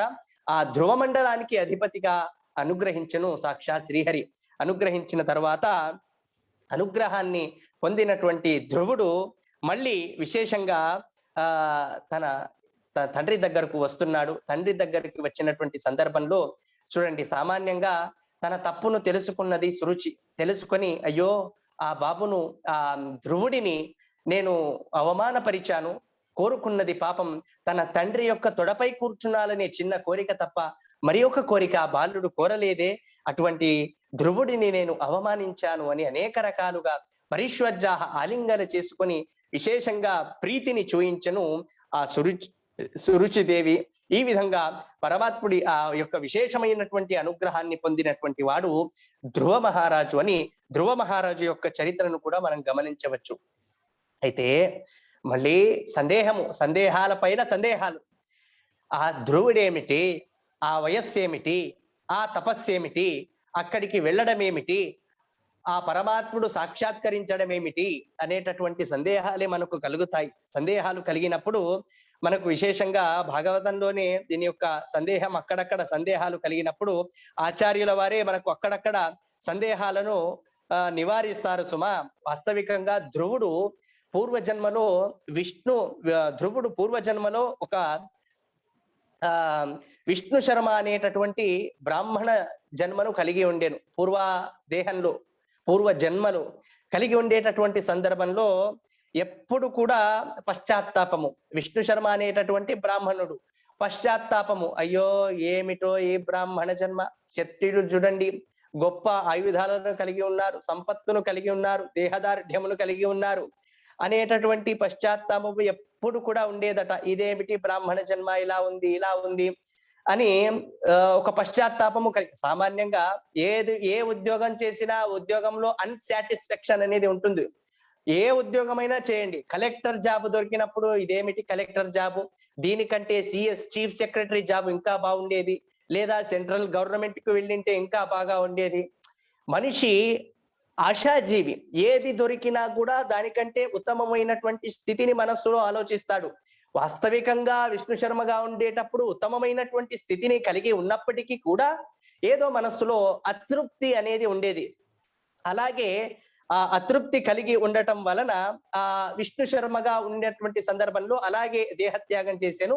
అయితే ఆ సందర్భంలో ఆ విష్ణు శర్మ యొక్క ఉత్తమ సద్గతి కలిగేటటువంటి విష్ణు శర్మకు సద్గతి అంటే ఉత్తమమైనటువంటి స్థానం కలగాలి అంటే ఇంకా 6 జన్మల యొక్క తపస్సు అలాగే బాకీ ఉండిందట. ఆ తపస్సును ఆచరిస్తే మాత్రమే ఆ విష్ణు శర్మ ఉత్తమమైనటువంటి స్థానానికి వెళతాడు. సరే, ఆ స్థానానికి వెళ్ళాలి కదా. పరమాత్ముడి యొక్క కారుణ్యాన్ని గమనించండి.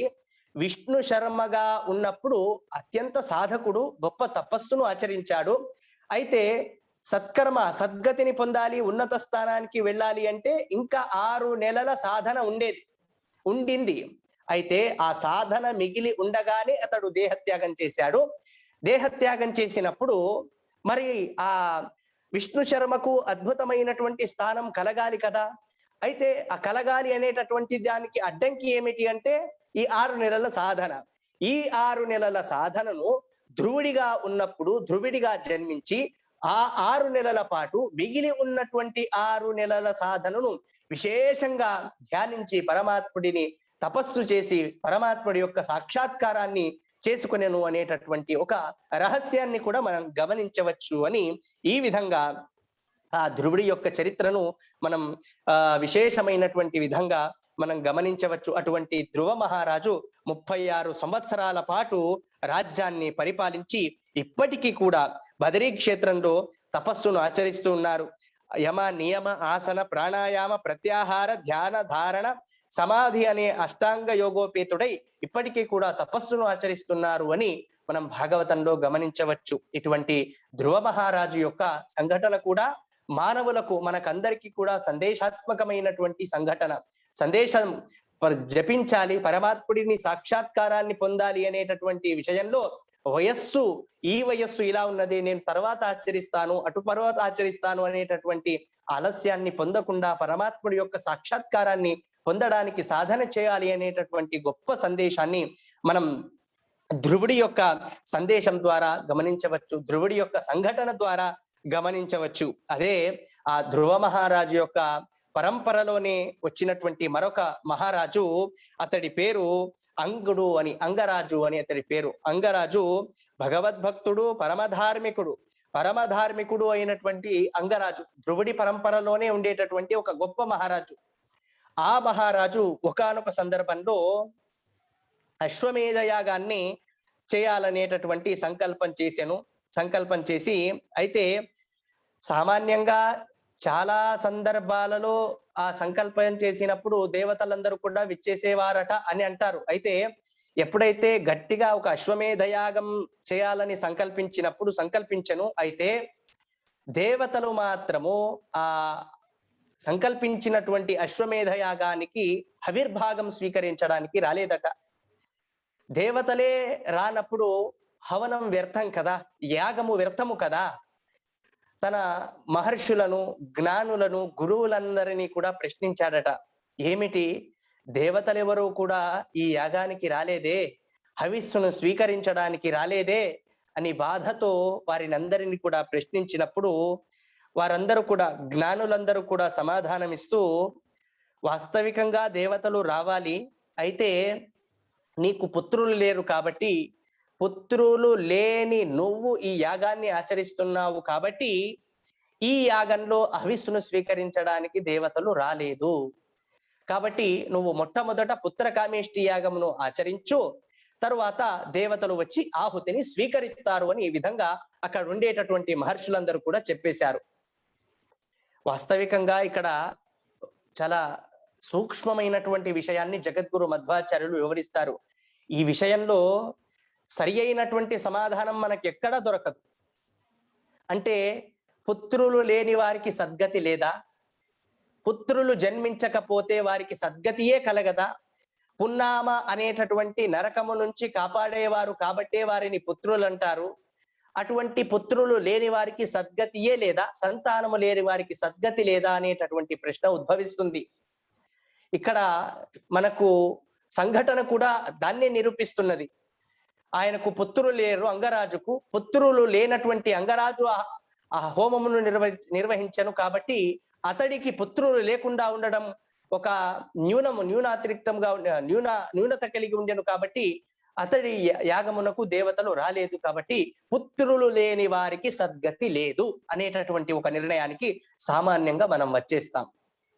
అయితే చూడండి, మనకు ఎక్కడ కూడా ఈ ప్రశ్నకు సమాధానం లభించదు, ఎక్కడ వెతికినా లభించదు. అయితే జగద్గురు మధ్వాచార్యుల వారు తమ భాగవత తాత్పర్య నిర్ణయంలో చాలా అద్భుతమైనటువంటి ఒక వాక్యాన్ని ఉదాహరిస్తూ, సంతానము లేని వారికి కూడా సద్గతి ఖచ్చితంగా లభిస్తుంది.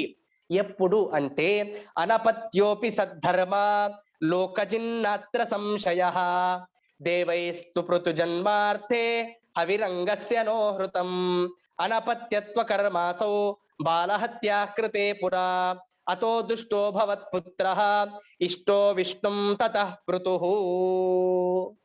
సంతానము లేని వారు కూడా అనపత్యోపి సద్ధర్మ దాన ధర్మాలను, విశేషంగా ధర్మమును, పరమాత్ముడి యొక్క పరమోత్కృష్టమైనటువంటి నామమును జపించడం వలన, ధ్యానించడం వలన, స్మరించడం వలన, ధర్మ మార్గంలో ఉండటం వలన వారికి కూడా సంతానము తప్పకుండా లభిస్తుంది అంటారు ఆచార్యుల వారు భాగవత తాత్పర్యంలో. అయితే మరి సంతానము లేని కారణంగానే కదా అంగరాజు చేసినటువంటి యజ్ఞానికి దేవతలు రాలేదు అంటే కాదు కాదు, అక్కడ వేరే ఉద్దేశంతోనే దేవతలు రాలేదు. ఎందుకనగా పృథుజన్మార్తె దేవైస్తు పృథుజన్మార్తె, దేవతలందరూ కూడా పృథురాజు అని, ఈ భూమికి పృథివీ అని పేరు వచ్చినది కదా, ఈ భూమికి పృథివీ అని పేరు వచ్చినది పృథు అని మహారాజు పరిపాలించడం ద్వారానే.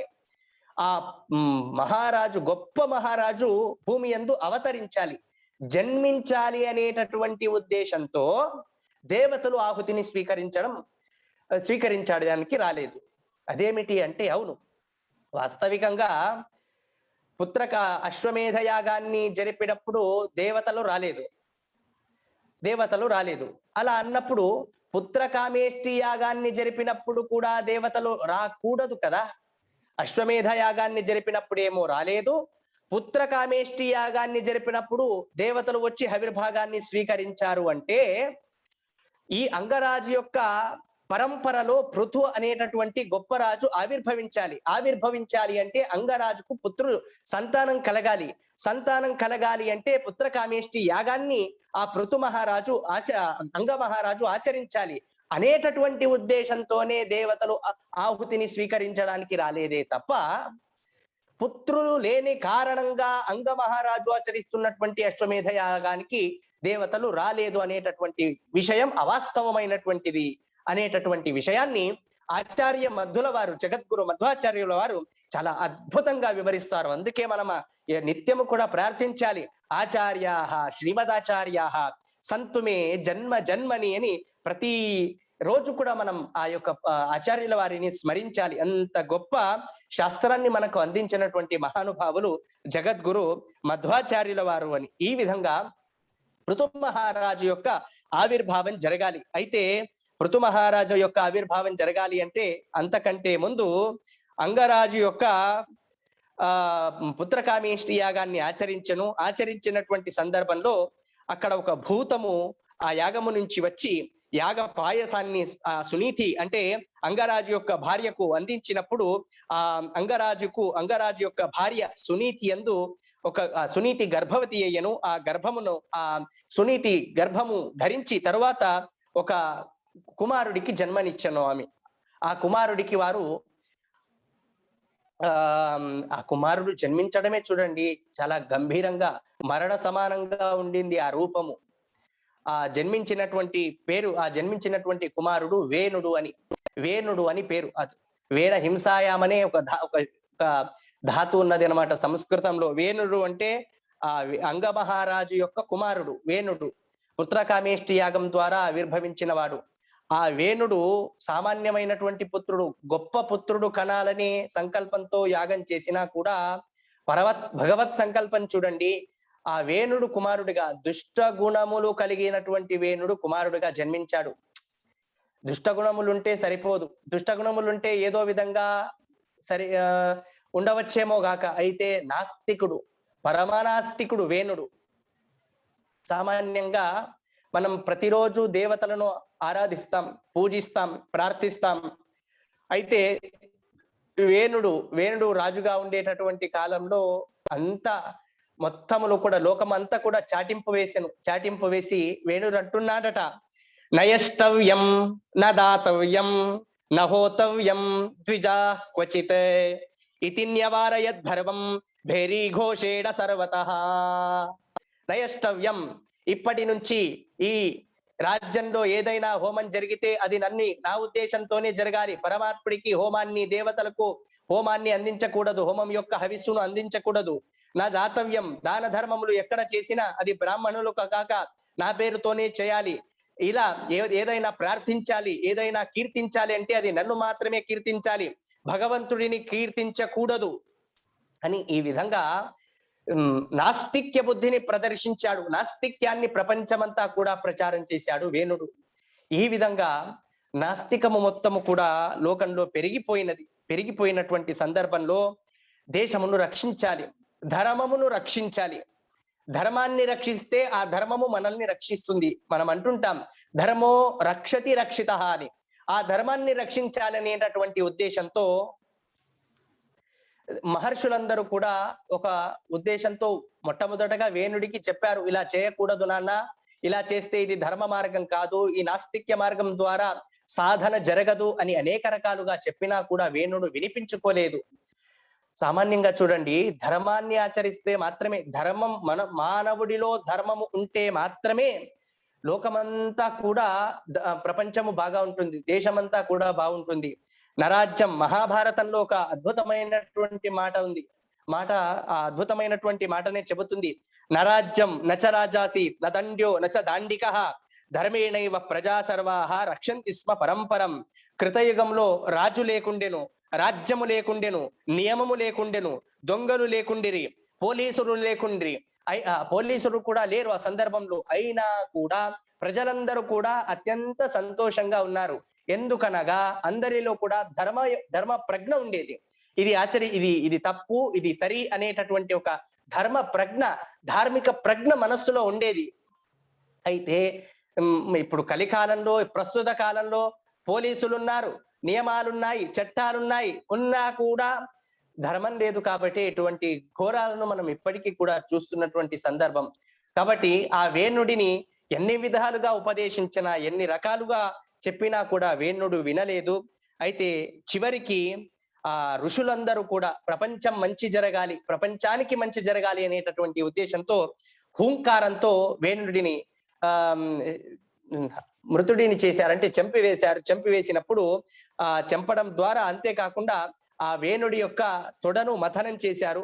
వేణుడి యొక్క తొడను మథనం చేసినప్పుడు మొట్టమొదటగా ఆ వేణుడి యొక్క తొడ నుంచి ఒక రాక్షసుడు ఉద్భవించాడు. మళ్ళీ ఆ రాక్షసుడికి ఆ మహర్షులందరూ కూడా నువ్వు అడవికి వెళ్ళి తపస్సును ఆచరించని చెప్పారు.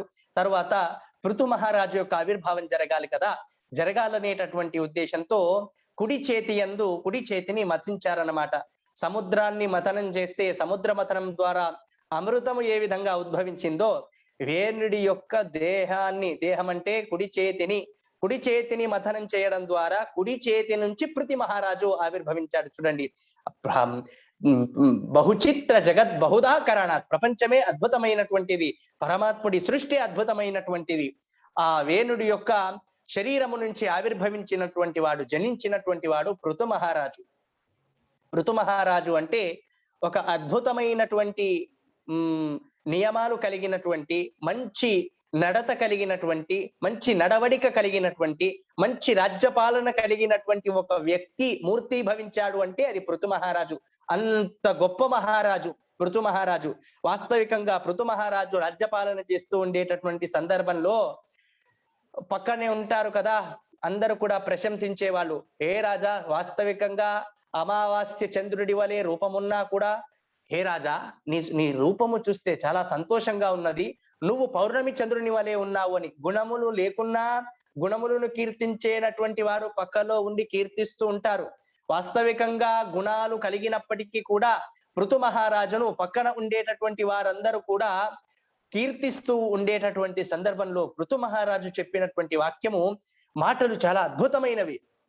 పృథు మహారాజు అంటున్నారట, హే సూత హే మాఘద సౌమ్య వందిన్ లోకేధునా స్పష్ట గుణస్య మే స్యాత్ కిమాశ్రయో వస్తవ ఏష యోజ్యతాం మామయ్య భువన్ వితతా గిరోవహ. మీరు పక్కనుండేటువంటి వారందరూ కూడా ప్రశంసకులు, మీరందరూ కూడా నన్ను ప్రశ్నిస్తున్నారు. హే వంది మాగధులారా, నన్ను ప్రశంసించకండి, నన్ను ప్రశంసిస్తే లాభం ఏమిటి? కిమాశ్రయో వస్తవయేష యోజ్యతాం మామయ్య భువం వితత. అద్భుతమైన శ్రేష్టమైనటువంటి పరమాత్ముడు శ్రీహరి ఉన్నప్పుడు ఆ శ్రీహరిని విడిచిపెట్టి సామాన్యుడైనటువంటి నన్ను కీర్తిస్తారేమిటి అంటున్నాడు పృథు మహారాజు. అంతటి గొప్ప చక్రవర్తి పృథు మహారాజు. ఆ పృథు మహారాజు అంటున్నాడు, సత్యుత్తమ శ్లోక గుణానువాదే జుగుప్సితం నస్తవయంతి సభ్యాహ. ఆహా, ఎంతటి అద్భుతమైనటువంటి వాక్యం అండి. సంతి ఉత్తమ శ్లోక గుణానువాదే, అద్భుతమైనటువంటి గుణములు కలిగినటువంటి చాలా మంది ఉన్నప్పటికీ కూడా పరమాత్ముడు శ్రీహరి గుణపూర్ణుడైనటువంటి పరమాత్ముడి ఉన్నప్పటికీ కూడా పరమాత్ముడిని విడిచిపెట్టి నన్ను కీర్తించడం నాకు చాలా జుగుప్సాకరంగా ఉంది అంటున్నాడు. ఆహా, ఎంతటి అద్భుతమైనటువంటి చక్రవర్తి పృథు మహారాజు చూడండి. ఈ విధంగా పృథు మహారాజు అంటే ఆదర్శమూర్తి. పృథు మహారాజు కాలంలోనే బావుల నిర్మాణం, చెరువుల నిర్మాణం, దానితో పాటు అద్భుతమైనటువంటి తటాకాల నిర్మాణం, గ్రామముల నిర్మాణం, నగరముల నిర్మాణం. ఈ దేశంలో మనం అంటుంటాం టెక్నాలజీ పెరిగిపోయినది, ప్రాచీన కాలంలో ఏముండేది అంటుంటాం. అయితే ఈ గ్రామంలో కూపము, నగరము, బావులు, చెరువులు ఇవన్నిటికి కూడా నిర్మించి ఒక గొప్ప సామ్రాజ్యాన్ని నిర్మించినటువంటి కీర్తి పృథు మహారాజుకు దక్కుతుంది. ఇప్పటి కాలంలో ఉండేటటువంటి నిర్మాణాలను మనం పృథు మహారాజు కాలంలోనే చూడవచ్చు. అంతటి గొప్ప నిర్మాణాలను చేసినటువంటి గొప్ప వ్యక్తి, దేశమును సమృద్ధీకరించినటువంటి వ్యక్తి పృథు మహారాజు. అటువంటి పృథు మహారాజు కేవలము నిర్మాణము, రాజ్యపాలన మాత్రమే కాదు, తత్వోపదేశం అంటే చాలా అద్భుతమైనటువంటి తత్వాలను ప్రజలకందరికీ కూడా వివరించెను. యస్వధర్మేణ మాం నిత్యం నిరాశే శ్రద్ధయాన్వితః భజతే శనకైస్తస్య మనోరాజన్ ప్రసీదతి అని ఈ విధంగా పరమాత్ముడే అంటాడు కదా చాలా సందర్భాల్లో, స్వకర్మణ తమభ్యర్చ సిద్ధిం విందంతి మానవాహ అని పరమాత్ముడిని విశేషంగా ప్రార్థించాలి, పరమాత్ముడిని ధ్యానించాలి, శ్రీహరి గుణగాలను కీర్తించడం ద్వారా మన యొక్క కర్మలను ఆచరించాలి, దాని ద్వారా మనం సిద్ధిని పొందుతాం అనేటటువంటి అనేక విషయాలను మనం ఆ యొక్క పృథు మహారాజు యొక్క సందేశాలలో గమనించవచ్చు. రాజు యొక్క కర్తవ్యాలను పృథు మహారాజు వివరిస్తున్నాడు. రాజు యొక్క కర్తవ్యాలను వివరిస్తూ అహోమమామి వితరంత్యనుగ్రహం హరిం గురుం యజ్ఞ భుజామదీశ్వరం స్వధర్మయోగేన యజంతి మామకాహ నిరంతరం క్షోణీతలే దృఢవ్రతాః. పృథు మహారాజు రాజ్యపాలన సాగిస్తుండేటటువంటి సందర్భంలో ఆ రాజ్యపాలనకు సంతుష్టులైనటువంటి నగర ప్రజలందరూ కూడా పృథు మహారాజును సత్కరించడానికి వెళ్ళినప్పుడు పృథు మహారాజు ఆ ప్రజల వద్ద అంటున్నాడట, నన్ను సత్కరించడం పెద్ద విషయమే కాదు, నన్ను సత్కరించకూడదు. మీరు నాకించేటటువంటి సత్కారం ఏమిటనగా, మీరు ఇదే విధంగా రాజ్యంలో ధర్మాన్ని ఆచరిస్తూ, ఇదే విధంగా మీ యొక్క స్వకర్మను ఆచరిస్తూ, మీరు విశేషంగా మీ కర్మలను ఆచరిస్తూ ధర్మాన్ని ఆచరిస్తూ ఉండటమే మీరు నాకు ఇచ్చేటటువంటి గొప్ప బహుమానము. దాని ద్వారానే నాకు సంతోషం కలుగుతుంది తప్ప మీరు నాకు ఇచ్చేటటువంటి శాలువా ద్వారా ఎటువంటి సంతోషం కలగదు అని అంటున్నాడు పృథు మహారాజు. అంతటి గొప్ప చక్రవర్తి పృథు మహారాజు అని ఈ విధంగా పృథు మహారాజు యొక్క అద్భుతమైనటువంటి ఒక గుణగానాలను మనం భాగవతంలో గమనించవచ్చు.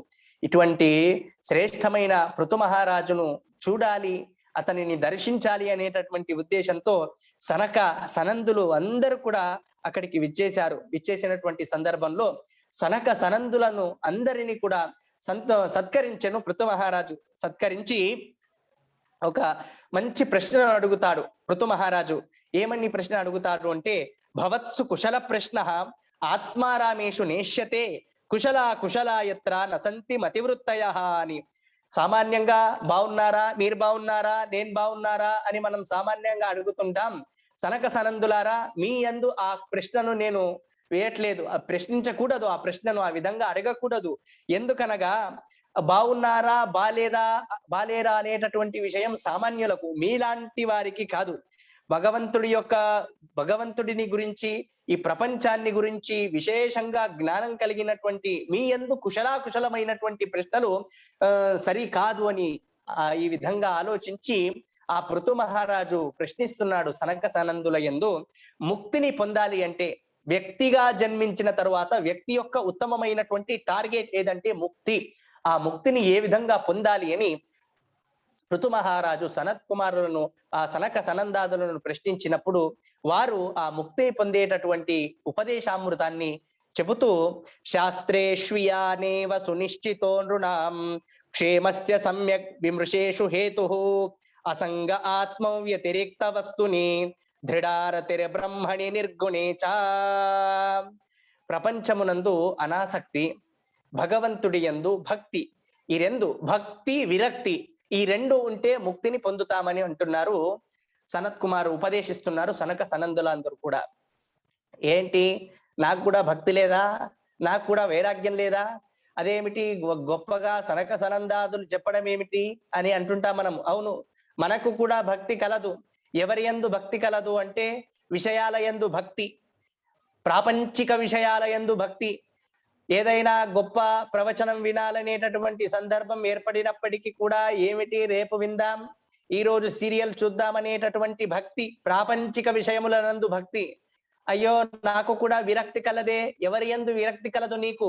భగవంతుడి యందు విరక్తి కలదు. అటువంటిది కాకుండా భగవంతుడి యందు భక్తి, ఈ ప్రపంచమునందు విరక్తి, ఈ రెండు, భక్తి విరక్తి, ఈ రెండు కూడా ముక్తికి సోపానము అని ఒక గొప్ప సందేశాలను పృథు మహారాజుకు సనక సనందాదులు వీరందరూ కూడా, సనత్ కుమారులు వీరందరూ కూడా వివరిస్తున్నారు. ఇటువంటి శ్రేష్టమైనటువంటి అమృతోపదేశాన్ని వారందరికీ కూడా వివరించను. ఈ విధంగా ఆ సనత్ కుమారుల ద్వారా, సనక సనందాదుల ద్వారా ముక్తిని పొందేటటువంటి ఒక గొప్ప ఉపాయాన్ని వారి ద్వారా తెలుసుకొని, తద్వారా ఆ ఆత్మ సాక్షాత్కారానికి, పరమాత్ముడి యొక్క స్వానందావిర్భావానికి, విశేషంగా మోక్షము అంటే పరమాత్ముడిని సాక్షాత్కరించుకోవడం, పరమాత్ముడిని ధ్యానించడానికి కావలసినటువంటి సోపానాలన్నిటినీ కూడా పృథు మహారాజు వారి ద్వారా తెలుసుకోవడమే కాకుండా అందరికీ కూడా, వారి ప్రజలందరికీ కూడా వాటిని ఉపదేశించి పృథు మహారాజు ఈ విధంగా అద్భుతమైనటువంటి జీవనం గడిపి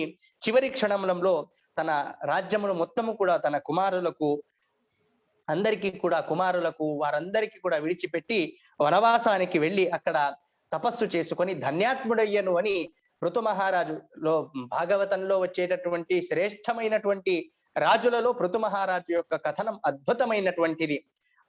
ఒక రాజు ఎలా ఉండాలి? ఒక రాజు అంటే డబ్బు సంపాదించడమో, ప్రజలను దోచుకోవడమో కాకుండా, ప్రజలలో కూడా ప్రజల యందు ఆధ్యాత్మిక భావన కలిగేటందుకు ప్రేరణ కలిగించినటువంటి గొప్ప మహారాజు పృథు మహారాజు. అటువంటి పృథు మహారాజు యొక్క కథను మనం భాగవతంలో శ్రవణం చేసి పునీతుల అవ్వాలి. అటువంటి శ్రేష్టమైనటువంటి పృథు మహారాజు యొక్క సంఘటనను మనం భాగవతంలో గమనించవచ్చు. అదే భాగవతంలోనే మనం దర్శించేటటువంటి శ్రేష్టమైనటువంటి మరి ఒక ఘట్టం ఉన్నది సుమా, పురంజనోపాఖ్యానము అని. పురంజనోపాఖ్యానము అంటే పురంజనుడు అనేటటువంటి ఒక మహారాజు, పరంపరలో వచ్చినటువంటి మహారాజు. ఆ మహారాజు అన్ని దేశాలను కూడా సందర్శిస్తూ మార్గమధ్యంలో ఒక సుందరమైనటువంటి నగరానికి చేరుకొని ఆ నగరంలో అద్భుతమైనటువంటి అంగడిలు అంటే దుకాణాలు కలవు. అద్భుతమైనటువంటి వస్త్రాలు, తోరణాలు, రజత సువర్ణములతో కూడుకున్నటువంటి శిఖరాలు, వీటన్నిటిని కూడా దర్శించడం ద్వారా మనస్సు ప్రఫుల్లమైనది. అంతేకాకుండా మనస్సు ప్రఫుల్లము అవడం మాత్రమే కాదు, ఆ సుందరమైనటువంటి నగరంలో సుందరి అయినటువంటి ఒక యువతిని కూడా దర్శించడం మాత్రమే కాదు, మాట కలిసెను, మనస్సు కలిసిన తర్వాత ఆ స్త్రీతో కలిసి ఆ నగరంలోనే అద్భుతమైనటువంటి జీవనం సాగించడానికి ప్రారంభించెను. కాకుండా యువతి ఎలా చెబుతుందో అలాగే యువతి మాటను దాటక అలాగే జీవనము సాగిస్తూ ఉండెను. చివరికి తన యొక్క ఆలోచించేటటువంటి స్వాతంత్ర్యాన్ని మొత్తము కూడా పోగొట్టుకొనడం మాత్రమే కాదు, పోగొట్టుకొని అలాగే జీవనము సాగిస్తుండెను ఆ పురంజనుడు. ఆ సందర్భంలో అదే నగరము పైన పురంజనుడు ఏ నగరంలో అయితే ఉన్నాడో అదే నగరంలో గంధర్వుల యొక్క ఆక్రమణ జరిగినప్పుడు ఆ గంధర్వులందరూ కూడా ఈ నగరాన్ని ప్రవేశించారు. పురంజనుడిపై కూడా దాడి చేశారు. పురంజనుడు కూడా చివరి సమయంలో ప్రాణాపాయ స్థితికి చేరుకొనెను. ఆ దాడిలో ప్రాణాపాయ స్థితికి చేరినప్పటికీ కూడా అంత్యకాలములో కూడా, చనిపోయేటటువంటి సమయంలో కూడా పత్ని యొక్క ఆ సుందరి అయినటువంటి తన పత్ని యొక్క ఆలోచనలతో శత్రువులు తమ నగరానికి ప్రవేశించారు అనేటటువంటి భావన కూడా కలగలేదు. చివరికి ఆ పత్ని గురించి ఆలోచిస్తూ చనిపోయిన తర్వాత అదే పురంజనుడు వైదర్భి అనేటటువంటి పేరు గల స్త్రీగా జన్మించెను. విశేషంగా నవ యువతిగా విశేషంగా అక్కడ పెరుగుతున్నటువంటి సందర్భంలో మలయధ్వజుడు అనేటటువంటి ఒక పురుషుడు ఈమెను మళ్ళీ పెళ్ళాడెను. ఎవరుడు ఈ మలయధ్వజుడు? ఎవరంటే ఒక తపస్వి. ఎవరు మలయధ్వజుడు అంటే ఇతడు ఎవరో కాదు, పురంజని. పురంజనుడు అతడు. పురంజని అంటే అతని యొక్క పత్ని. ఆ పత్నియే ఈ యొక్క మలయధ్వజుడు. ఆ పురుషుడితో వివాహం జరిగిన తరువాత అయితే దైవానుగ్రహం చే ఒక పూర్వజన్మ సంస్కారం ఉండెను. ఆ సంస్కారం ఉండటం వలన పూర్వజన్మం యొక్క ఒక మిత్రుడి యొక్క సంగమం కలిగినది. ఆ సంగమం ఒక బ్రాహ్మణుడు, పూర్వజన్మంలో ఉండేటటువంటి బ్రాహ్మణ మిత్రుడి యొక్క సంగమం చే తత్వాలను తెలుసుకొని చేసుకున్న తప్పును తెలుసుకున్నాడు. తత్వోపదేశాలను తెలుసుకొని చివరికి ఒక సుందరమైనటువంటి వ్యక్తిత్వాన్ని నిర్మాణం చేసుకొని భగవంతుడిని సాక్షాత్కారం చేసుకున్నాడు అనేటటువంటిది ఇది పురంజనోపాఖ్యానంలో వచ్చేటటువంటి కథ. ఏమిటి దీని ద్వారా, కథ ద్వారా మనకు లభించేటటువంటి సందేశము అంటే, అవును, దీనిలో కూడా ఒక గొప్ప సందేశం దాగి ఉన్నది సుమా.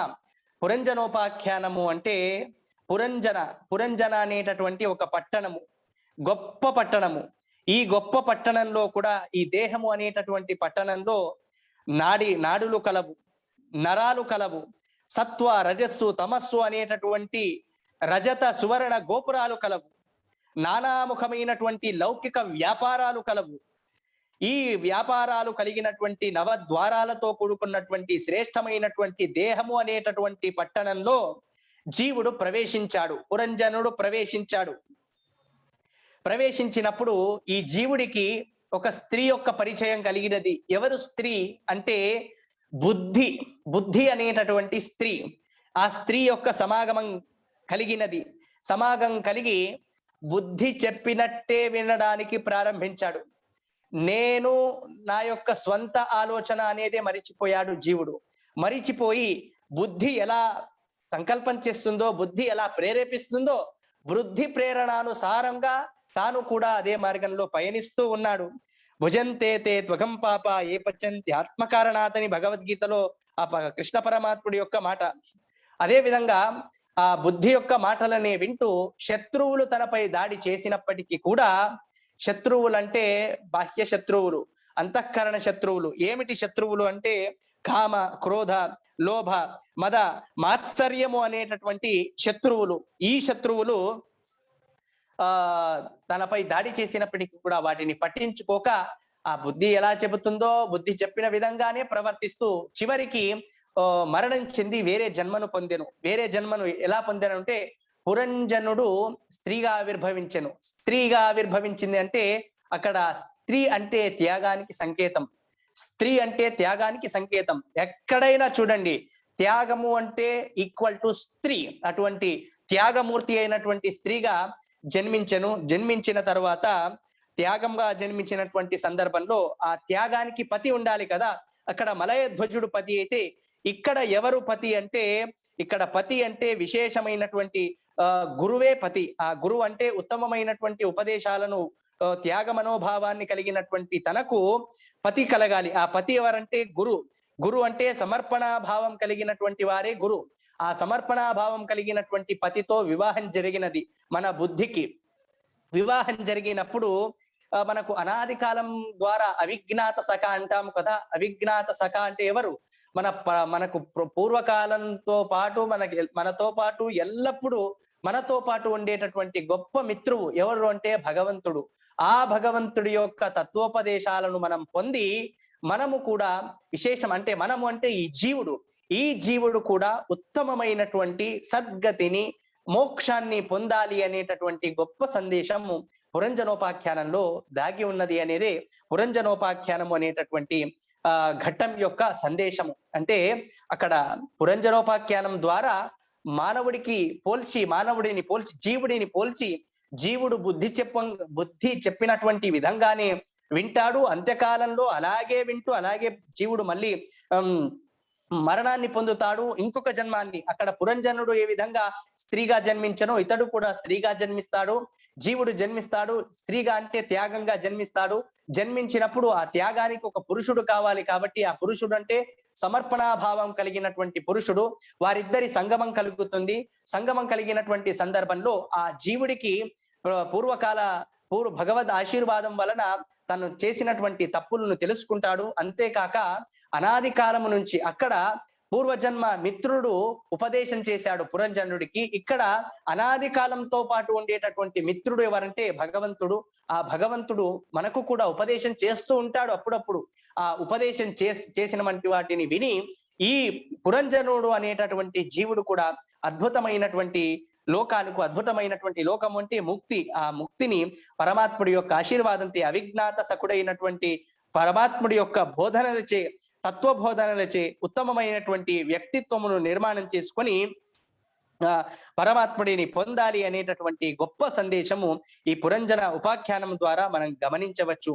ఈ విధంగా పరమాత్ముడిని పొందినవాడు, పరమాత్ముడి గురించి విశేషంగా తెలుసుకున్నవాడు ఆహారము, దప్పిక, ఇవన్నీ భయము, శోకము, మోహము, వీటన్నిటి ద్వారా పరమాత్ముడిని తెలుసుకున్నవాడు ముక్తుడవుతాడు, మోక్షమును పొందుతాడు. తాయే పిబంత్యవిర్తృషో నృపగాఢకరణై తాన్న స్పృశంత్యనశత్రు భయశోక మోహాహ అనేటటువంటి గొప్ప సందేశాన్ని ఇటువంటి పురంజనోపాఖ్యానం ద్వారా మనం గమనించవచ్చు అనేటటువంటి విషయాన్ని భాగవతం మనకు వివరిస్తుంది. ఇది భాగవతంలో ఉండేటటువంటి ప్రతి ఒక్క ఘట్టము కూడా శ్రేష్టమైనటువంటి ఘట్టము. అటువంటి ఘట్టం ద్వారా మనం కేవలం కథ వినడం మాత్రమే కాదు, కథల ద్వారా జరిగినటువంటి సందేశాలను తెలుసుకొని జీవితంలో సాధనకు మనం ఉపక్రమించాలి అనేటటువంటి గొప్ప విషయం దాగి ఉన్నది. అటుపిమ్మట చతుర్థ స్కందంలో చివరగా వచ్చేటటువంటి ఒక నారద ఉపదేశాన్ని మనం గమనించవచ్చు. ప్రచేతుసుల వారికి నారదుడు ఉపదేశిస్తున్నాడు. ఏమిటి ఉపదేశిస్తున్నాడు అంటే, ఎప్పుడు కూడా మానవుడు భౌతిక విషయ పదార్థాల గురించే ఆలోచించకూడదు, మనలో ఉండేటటువంటి పరమాత్ముడి యొక్క స్మరణ చేయవలెను. ఆ పరమాత్ముడి స్మరణ అనేది అత్యంత సుఖకరమైనటువంటిది. ఆ పరమాత్ముడి యొక్క భగవద్భక్తి ద్వారా, భగవద్భక్తిని జీవితంలో అలవాటు చేసుకోవడం ద్వారా మనం విశేషంగా ఉత్తమమైనటువంటి సద్గతిని పొందవచ్చు అని ప్రచేతుసుల వారికి నారదుడు ఉపదేశిస్తున్నటువంటి ఘట్టాన్ని మనం భాగవతంలో గమనించవచ్చు.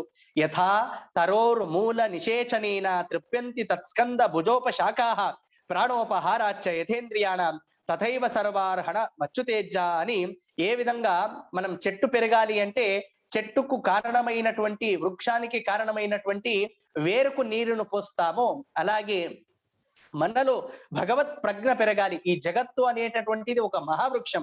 ఈ జగత్తు అనేటటువంటి మహావృక్షానికి కారణమైనటువంటి వాడు ఊర్ధ్వమూలం అధశాకం అశ్వత్థం ప్రాహురవ్యయం అని భగవద్గీతలో శ్రీకృష్ణ పరమాత్ముడు చెప్పినట్టే, ఈ జగత్తు అనేటటువంటి వృక్షానికి ప్రధానమైనటువంటి కారణం వేరు ఎవరనగా పరమాత్ముడు. ఆ పరమాత్ముడు యందు నీళ్లు పోయాలి. నీళ్లు పోయడం ఏమిటి అంటే, భక్తి అనేటటువంటి జలధారను ఆ వృక్షానికి పోయాలి. పోసినప్పుడు మన జీవితము కూడా, మన జీవనము కూడా, జీవనం అనేటటువంటి వృక్షము కూడా ఉత్తమమైనటువంటి ఫలములను అందిస్తున్నది.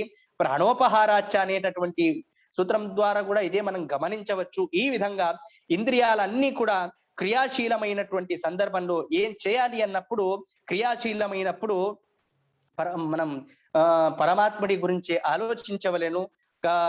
మన నేత్రములు ఆహారము వైపు కాకుండా పరమాత్ముడి యందే మన నేత్రములన్నీ కూడా, మన దర్శనము పరమాత్ముని కొరకే తహతహలాడాలి.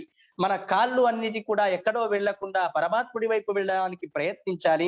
ఈ విధంగా మనం మన ఇంద్రియాలను నిగ్రహంలో ఉంచుకొని పరమాత్ముడి యొక్క విశేషమైనటువంటి భక్తి పరమాత్ముడి యందు విశేషమైనటువంటి భక్తితో పరమాత్ముడిని సాక్షాత్కారం చేసుకొని ముక్తిని పొందాలి అనేటటువంటి ఒక గొప్ప విషయాన్ని మన నారద మహర్షుల వారు ఆ ప్రచేతుసులకు ఉపదేశిస్తున్నటువంటి చతుర్థ స్కంద చివరిలో నారదుల వారు ఉపదేశిస్తున్నటువంటి ఒక ఘట్టాన్ని కూడా మనం గమనించవచ్చు. చివరిగా జనార్దన సేవయే, జనార్దనుడికి చేసేటటువంటి సేవ పరమాత్ముడి సేవ, జనార్దనుడికి జనాలు చేసేటటువంటి సేవ రెండు చేయాలి.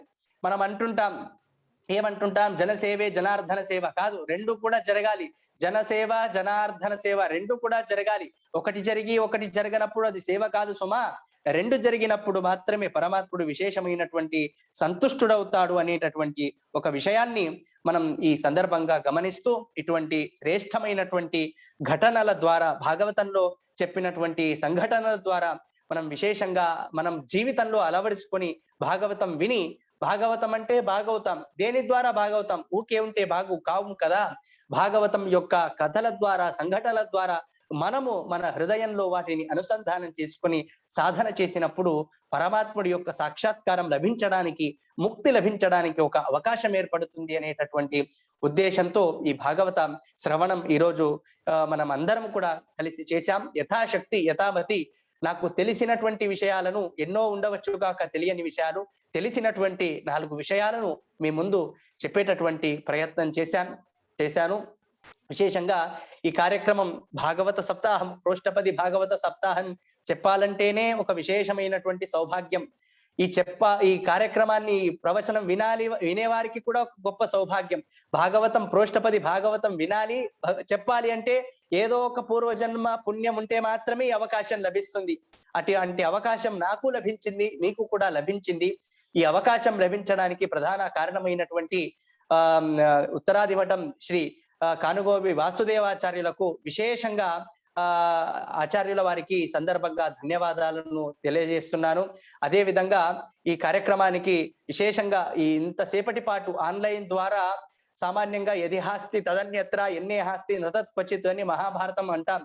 ప్రపంచంలో ఏదుందో అది మహాభారతంలో ఉంది, మహాభారతంలో ఏది లేదో ప్రపంచంలో అది ఎక్కడా లేదు అని అంటుంటాం. అదే విధంగా ఈరోజు ఆన్లైన్ లో ఏదుందో అన్ని చోట్ల ఉంది. ఆన్లైన్ ఉంటే అన్ని తెలుసుకోవచ్చు. అటువంటి గొప్ప సందేశాన్ని మనం అందరం కూడా ఆన్లైన్ ద్వారా ఈరోజు వినేటటువంటి ప్రయత్నం చేశాం. విశేషంగా ఈ కార్యక్రమం ద్వారా పరమ పూజ్య ఉత్తరాది మఠాధీశ్వరులైనటువంటి సత్యాత్మ తీర్థ శ్రీపాదుల వారి అంతర్యామి అయినటువంటి శ్రీరామచంద్రుల వారి చరణ కమలములకు ఈ 2 వాక్కుసుమాలను వారి పాదపద్మములకు సమర్పించుకుంటూ విషయో విశాల, ఇంతకు ముందే చెప్పినట్టు విషయము విశాలము, అహమస్మి బాలః ఎంతో కొంత వివరించేటటువంటి ప్రయత్నం చేశాను. ఇటువంటి ఏదైనా లోపదోషాలు ఉన్నా కూడా సజ్జనులందరూ కూడా వాటిని మన్నించాలని సందర్భంగా తెలియజేస్తూ ఈ ప్రవచన భాగాన్ని అస్మద్ గురువంతర్గత భారతీ రమణ ముఖ్య ప్రాణాంతర్గత శ్రీకృష్ణ పరమాత్ముని యందు సమర్పిస్తూ కాయేన వాచ మనసేంద్రియేర్వా బుద్ధ్యాత్మనా వా ప్రకృతే స్వభావాత్ కరోమి యద్యత్ సకలం పరస్మై నారాయణాయేతి సమర్పయామి. శ్రీ కృష్ణార్పణమస్తు.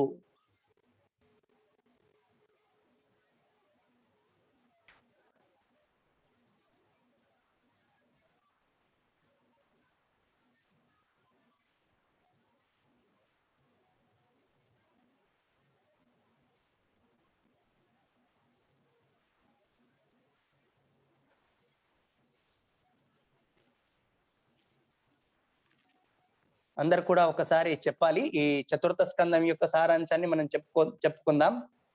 అందరు కూడా చెప్పాలి ఒకసారి. దౌహిత్రాణం కర్దమస్య సంతతే విస్తుతి స్మృత దత్తాత్రేయావతారస్తు రుద్రద్వేష దక్షస్య యజ్ఞకరణం దేవానాం చ సమాగమః సతీ కళేవరత్యాగో రుద్రద్వేషః ప్రకీర్తితః వీరభద్రः సముత్పత్తిః యజ్ఞనాశస్తతః పరం ధ్రువోత్పత్తిస్తప్తశ్చర్యా వరదానం ప్రకీర్తితం ధ్రువ సామ్రాజ్యం సంప్రాప్తిః గుహ్యకానాం వదస్తదా వేనాపచారో హుంకారాత్ ఋషీణాం వేననాశనం పృతోర్బాహో సముత్పత్తిః రాజ్యే తస్యాభిషేచనం గోదోహనం దిగ్జయశ్చ అశ్వమేధ సమాపనం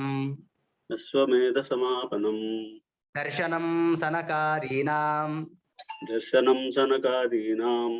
సంవాదోధ్యాత్మ సంభవః संवादोच्चात्मसंभवः ऋतोः स्वलोकगमनम् हृदोः स्वलोकगमनम् प्राचीनस्य समुद्भवः प्राचीनस्य समुद्भवः दशप्राचेतसोत्पत्तिः दशप्रचेतस्योत्पत्तिः तपश्चरा प्रकीर्तिताः तपश्चर्या प्रकीर्तिताः हंसमन्त्रोपदेशश्च हंसमन्त्रोपदेशश्च पथिरुद्रेण कीर्तितः पथिरुद्रेण कीर्तितः प्राचीनबर्हिषस्तत्र प्राचीनबर्हिषस्तत्र पुरञ्जनकथापितो पुरञ्जनकथापितु जीवसंसारसंरप्तै जीवसंसारसंयुक्तै नारदेन प्रकीर्तिता नारदेन प्रकीर्तिता प्रचेतसां तपश्चर्या प्रचेतसां तपश्चर्या वरदानं च कीर्तितम् वरदानं च कीर्तितम् 31 एकत्रिंशदध्यायः चतुर्थस्कन्द ईरिताः चतुर्थस्कन्धईरिता अथ चतुर्थस्कन्धः समाप्तः चतुर्थस्कन्धसमाप्तः శ్రీకృష్ణార్పణమస్తు. శ్రీకృష్ణార్పణమస్తు. ఈ కార్యక్రమానికి విశేషంగా సహకరించినటువంటి పిఎస్ రావు గారికి కూడా హరివాయు గురుల విశేషమైనటువంటి అనుగ్రహం కలగాలని సందర్భంగా వారి కుటుంబానికి భగవంతుడు ఆయురారోగ్యాలను అందించాలని ఆ కృష్ణ పరమాత్ముడిని మనస్ఫూర్తిగా ప్రార్థిస్తూ కృష్ణం వందే జగద్గురు.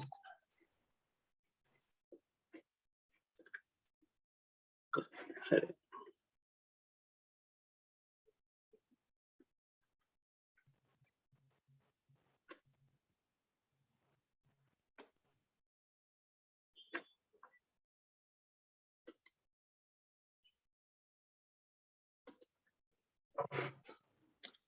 హరే నమ. ఎన్ఎస్ రావు గారు ఆచార్యులు లేరునట్టున్నారు, ఒకసారి మీరు. హరే నమః.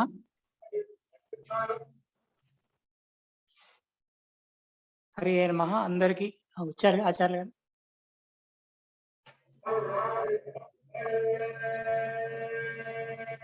ఇస్తాను సార్.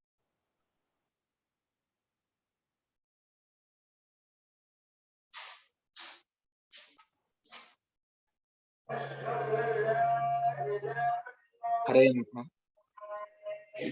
నమస్కారం. ఇంతవరకు ప్రవచనాన్ని చెప్పినటువంటి రాఘవేంద్రాచార్యుల వారికి కృతజ్ఞతాపూర్వక నమస్కారాన్ని తెలియజేస్తూ, ఇంతవరకు కూడా చతుర్థ స్కందాన్ని చెప్పి అందరినీ కూడా పునీతుల్ని చేశారు. అందరి సౌభాగ్యం, మీరు విశిష్టంగా ప్రవచనం చేసి ఈ కార్యక్రమాన్ని దిగ్విజయంగా ముందుకు నడిపిస్తూ ఉన్నారు అని చెప్పేసి వారికి ధన్యవాదాలను తెలుపుతూ,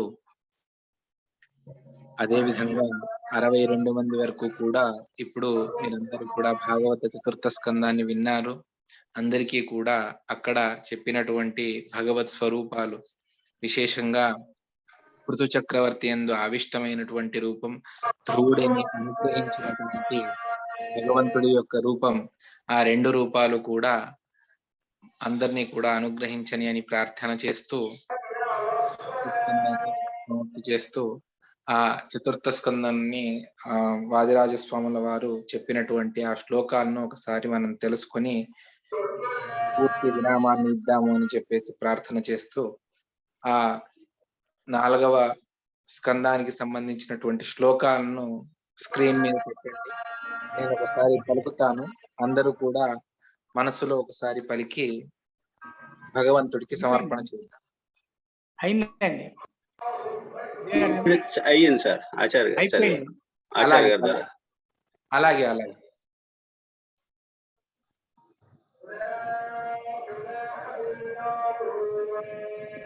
విజయ సింహాచార్యులకు కూడా ఈ సందర్భంగా ధన్యవాదాలు తెలియజేస్తున్నాను.